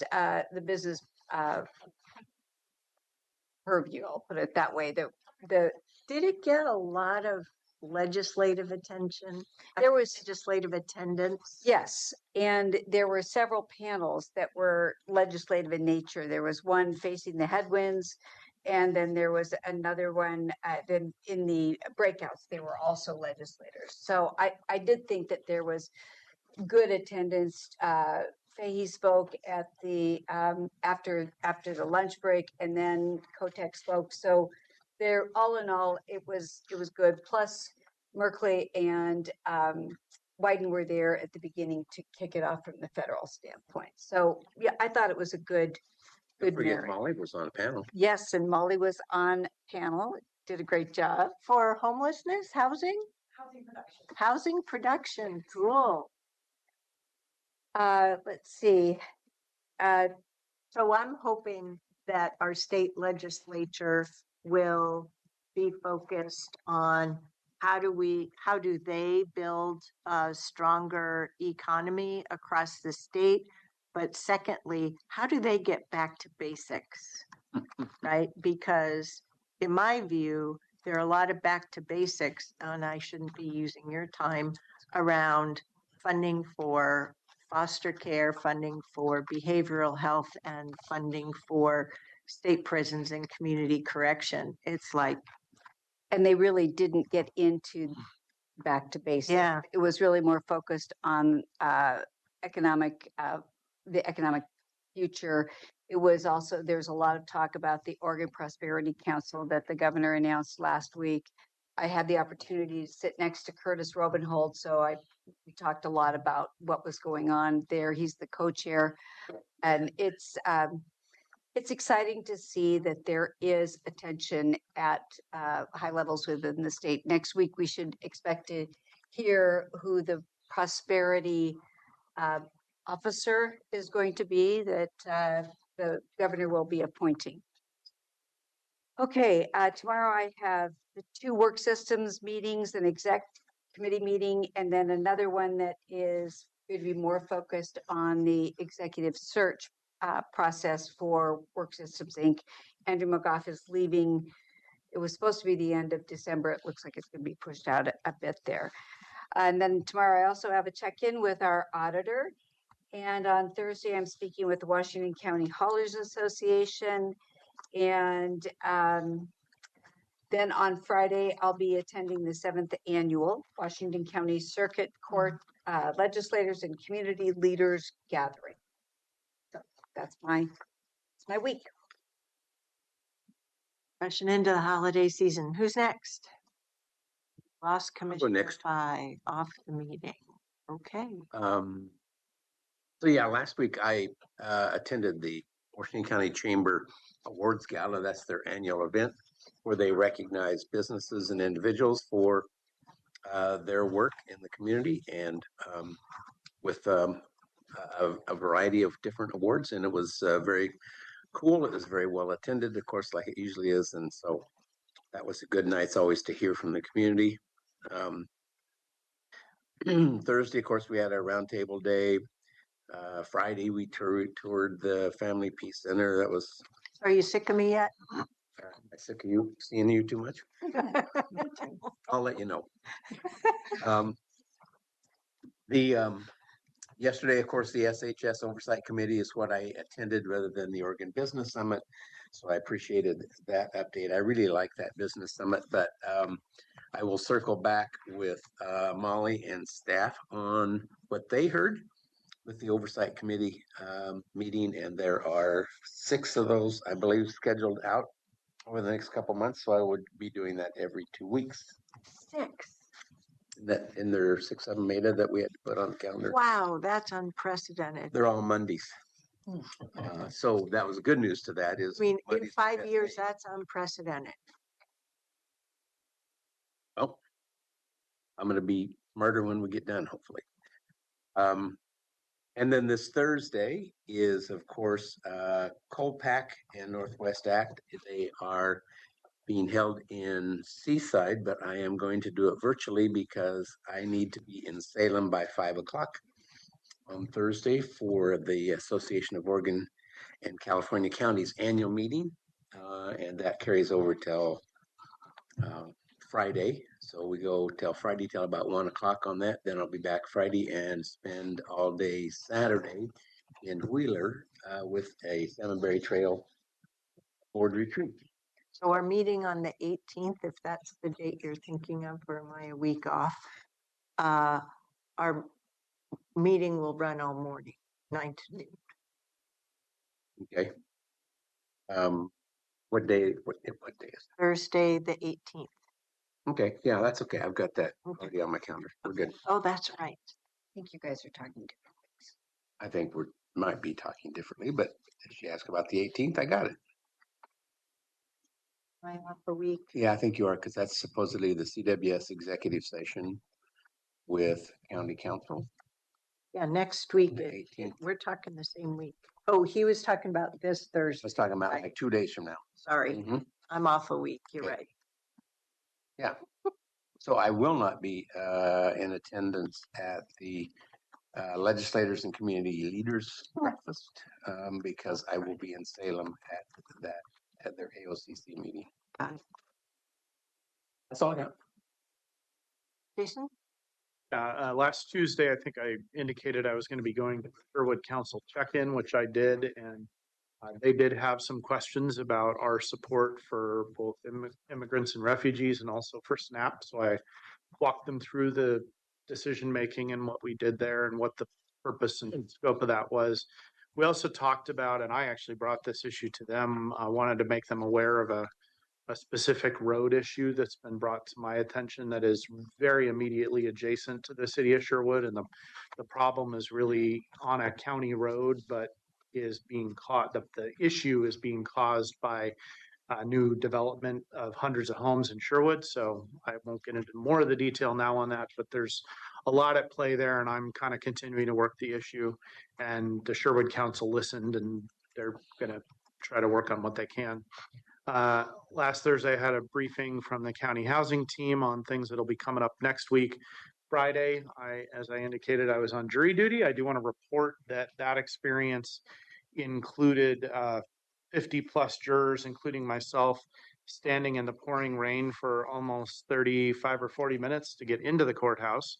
And I just share that because that is what is happening every cold, wintry morning that juries are being called. Or very hot morning. Yeah, we're very hot. Yep, absolutely. So that was not ideal, but I feel important to report. Friday, I also met with the OSU Research Center director, the new director, Steve Young, and working on helping get him connected to groups and entities that he can. No. This is Wait, this is the research center in Aurora on Yeah, OSU. Sorry. probably- Yeah, not OHSU, OSU. So I'm getting him connected into things that I think will be good connections for him particularly in the business community and with a particular state legislator based on some of their interests. Sunday, I met with the Tigard mayor again. I'm meeting with him very regularly right now. Yesterday, I met with Heather Gans regarding the CWS GM hiring.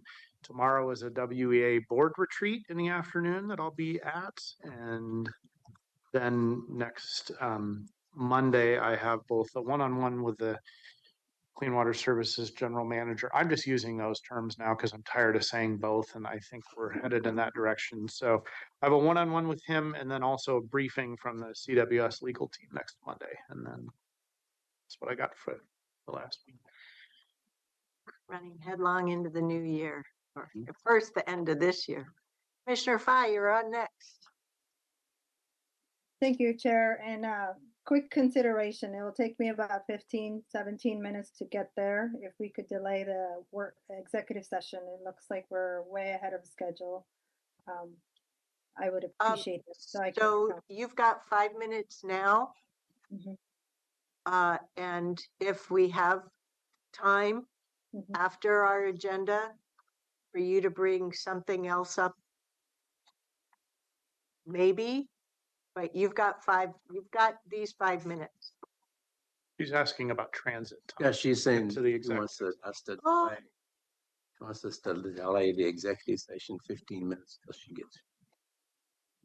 Thank you. So can you be here by 4 o'clock? That's your problem too, because you've got. Yeah, maybe 4 or 5, 4. But I will leave right after and I'll catch up. I don't live far, but I could, but maybe I'll be there 4 or 5 just to be safe. Quickly on my update, so I can run out of here. We had a great roundtable discussion. I thought that was really one good roundtable discussion. And then Friday we did do the Family Peace Center tour. I'm always empowered and inspired to see what that group have accomplished and the board members. And then I got a really great briefing from staff on transportation legislative funding priorities. So exciting times ahead. The chair was there. I attended the CPO 6 meeting as usual. Yesterday, I did the tour of the Raleigh Hills Elementary Schools, which looks just the entrance, at least, side of it looks just like the Hazeldale Elementary School. But one of the facts, it is the second largest project in the 2022 bond. So this is a rebuilding of a elementary school in the Beaverton School District, and they're on time and they're very conservative in terms of how they spend the money and saved some money. And it's really exciting, some of the thought that went into that design. I hope everyone is able to get a tour and see what Beaverton School District is accomplishing for our future and for our future kids. Just like they did with the elementary school on Denny Road, as well as the elementary school in Bethany and the one on Farmington, same design, duplicating design, even for a school replacement. Yeah, and Hazeldale was the first project of that bond. So they're replicating Hazeldale's design. Yes, I agree with you, Chair. In terms of this week, Commissioner Teresa, I too was at the summit, the business summit. And one of the things I always liked, I wish Molly and everyone, I was able to attend some of the breakdown of it's always in the afternoon and it's hard to make it to 3 o'clock and to break the hopefully one feedback is they can record these work sessions or breakout sessions and then we can mooch off afterwards. In terms of this week, something that I noticed in the external calendar so that you're not surprised if you see me there is that I too will be attending the 7th annual Washington County Circuit Court celebration or the breakfast as usual. And I'll see you there. I won't be there the whole time. I intend to leave around 8:30 to get to the office for a 9 o'clock meeting. But other than that, I'll see you there. And then I'm gonna log off so that I can be in person. I'll be safe. So Navisa, just as a suggestion, Yes. the executive session's only gonna go 20 minutes. You could get a briefing and save yourself travel time here and there and being here 2.5 hours early for the board meeting. So I just would propose that as an option. So this is only scheduled for 20 minutes. And I don't know, Alex, is it gonna go 20 minutes? Maybe 10? Yeah. It's okay. I'll be there. Made some arrangements, so I'll be Okay. there. And, thank you for that. Great. Okay. Uh-huh. Thank you. We just learned of her need to be out this morning as opposed to advance days notice. So there's only so much we can do to Okay. accommodate. Yep. So I'm next. Yesterday was a meeting with governor's staff on the behavioral health payments. Our staff did a very good job. I'll leave anything else for potential executive summary. I just wanted to publicly say once again, our staff's doing an excellent job.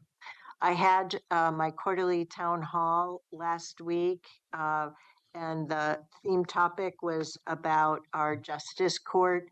And I just want to encourage each of you to consider inviting Judge Cross as a speaker to your various town halls, because that is a service that we provide that is underknown about, and does a lot of really great work. Executive reviews for our CAO and county council will be in your inbox this Friday, so please come prepared on Thursday. I had the annual financial auditor interview. That's a chair responsibility. I suggested that our board liaison to the Washington County Audit Committee also be interviewed, but as you know, I've been all year more intentional about mentioning those things that are chair things, in the hopes that somebody's taking notes. On Friday, as chair, this is another one of those. This comes under the bucket of, it comes up occasionally, chair-specific role and meetings. There's a special meeting that's been convened by the co-chairs of the state Ways and Means committees with county chairs and judges this Friday. So, as you know, I go to things like that and I report back to you. So I wanted to go fast through that stuff for a bigger thing. It's around the Family Peace Center that I'm very excited about and very pleased with the level of collaboration that has happened with the county. And I even saw on Horizons, I noticed it today, that there is a new employee video on the county Family Peace Center and the county I didn't double check it before here, but I think it had County Big C versus County Little C.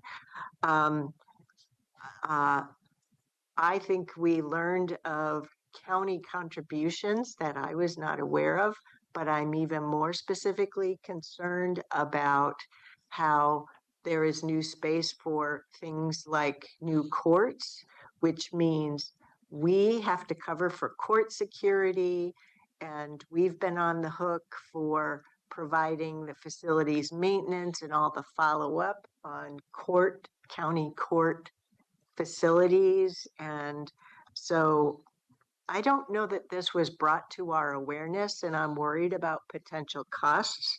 So I said on Friday that I would be bringing forward here, and you weren't there, Commissioner Snyder, but 4 of us were. And we had the opportunity to hear about the great results that I'm really pleased about.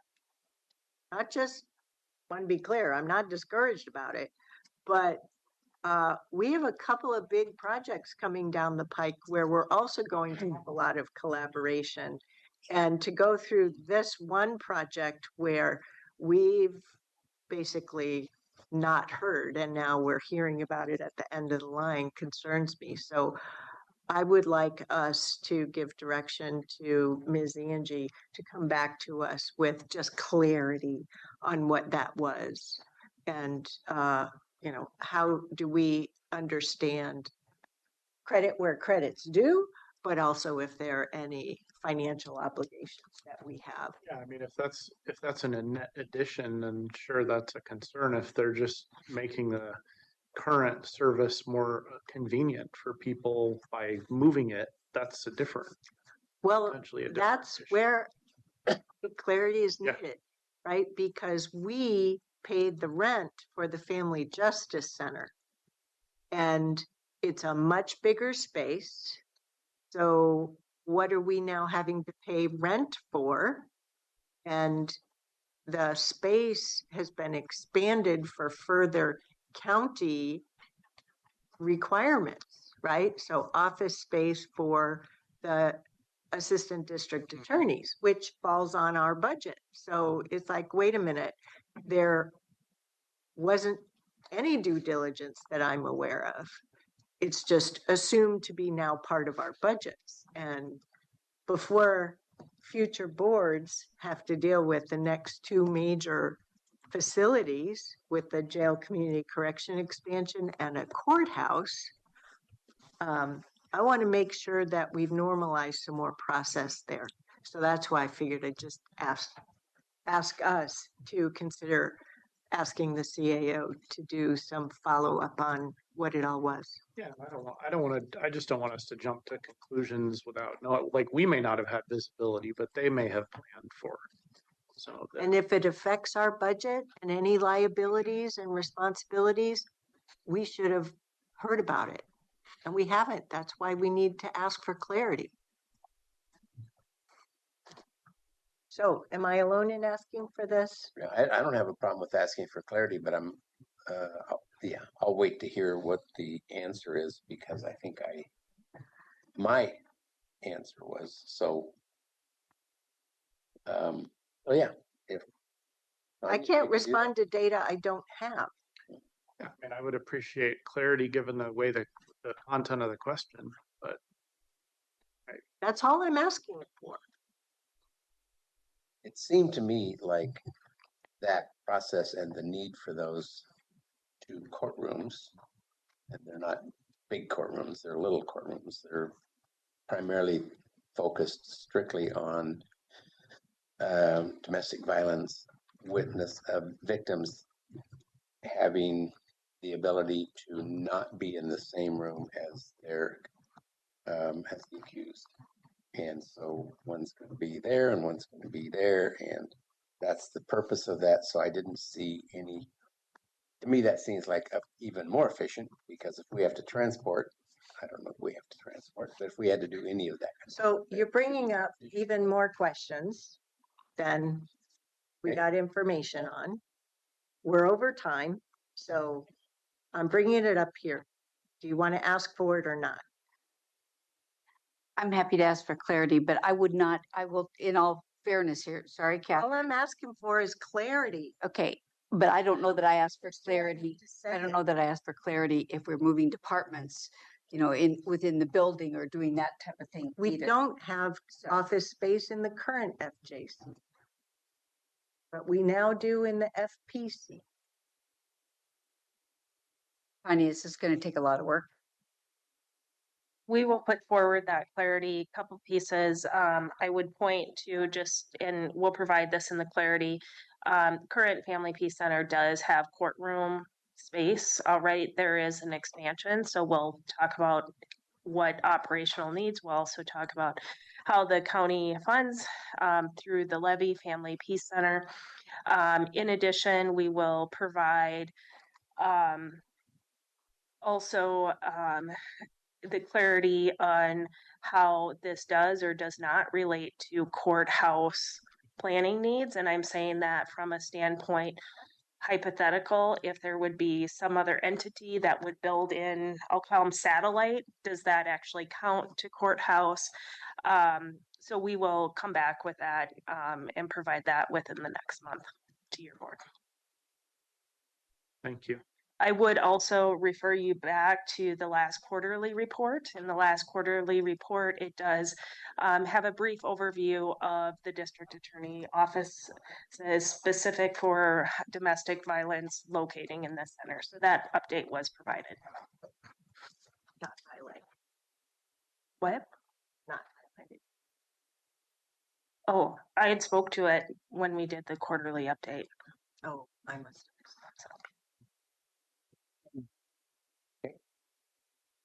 As long as it's not a ton of work. And Rachel probably could provide you with most of the information. Okay, I have no ownership of budget. So, leadership communication. So the first leadership update is relative to our current storm that we're experiencing this week. Washington County Emergency Management has been hosting a daily coordinating call for multiple agencies to share information regarding the ongoing wind and heavy rain.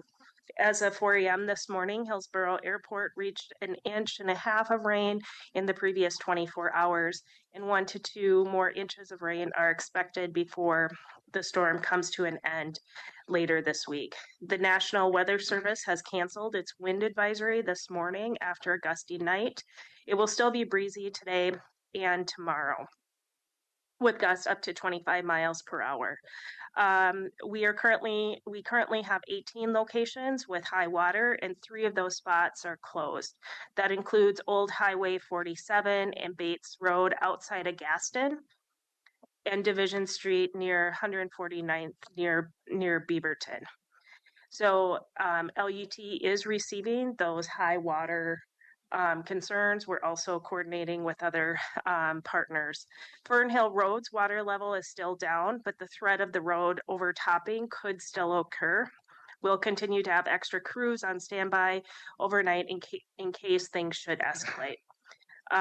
This has been a great event for LUT, testing out their software and emergency management response.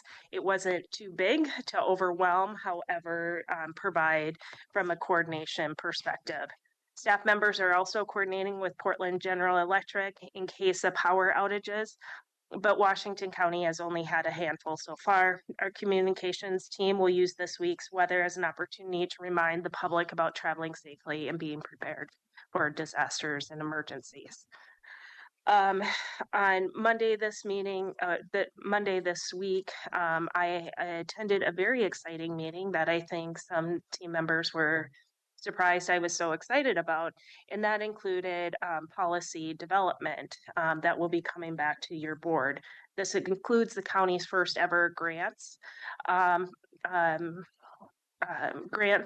financial policy, as well as capital debt policy. I am very excited about these policies because it sets in place our financial processes moving forward and aligns with GFOA best practices. And that concludes my update.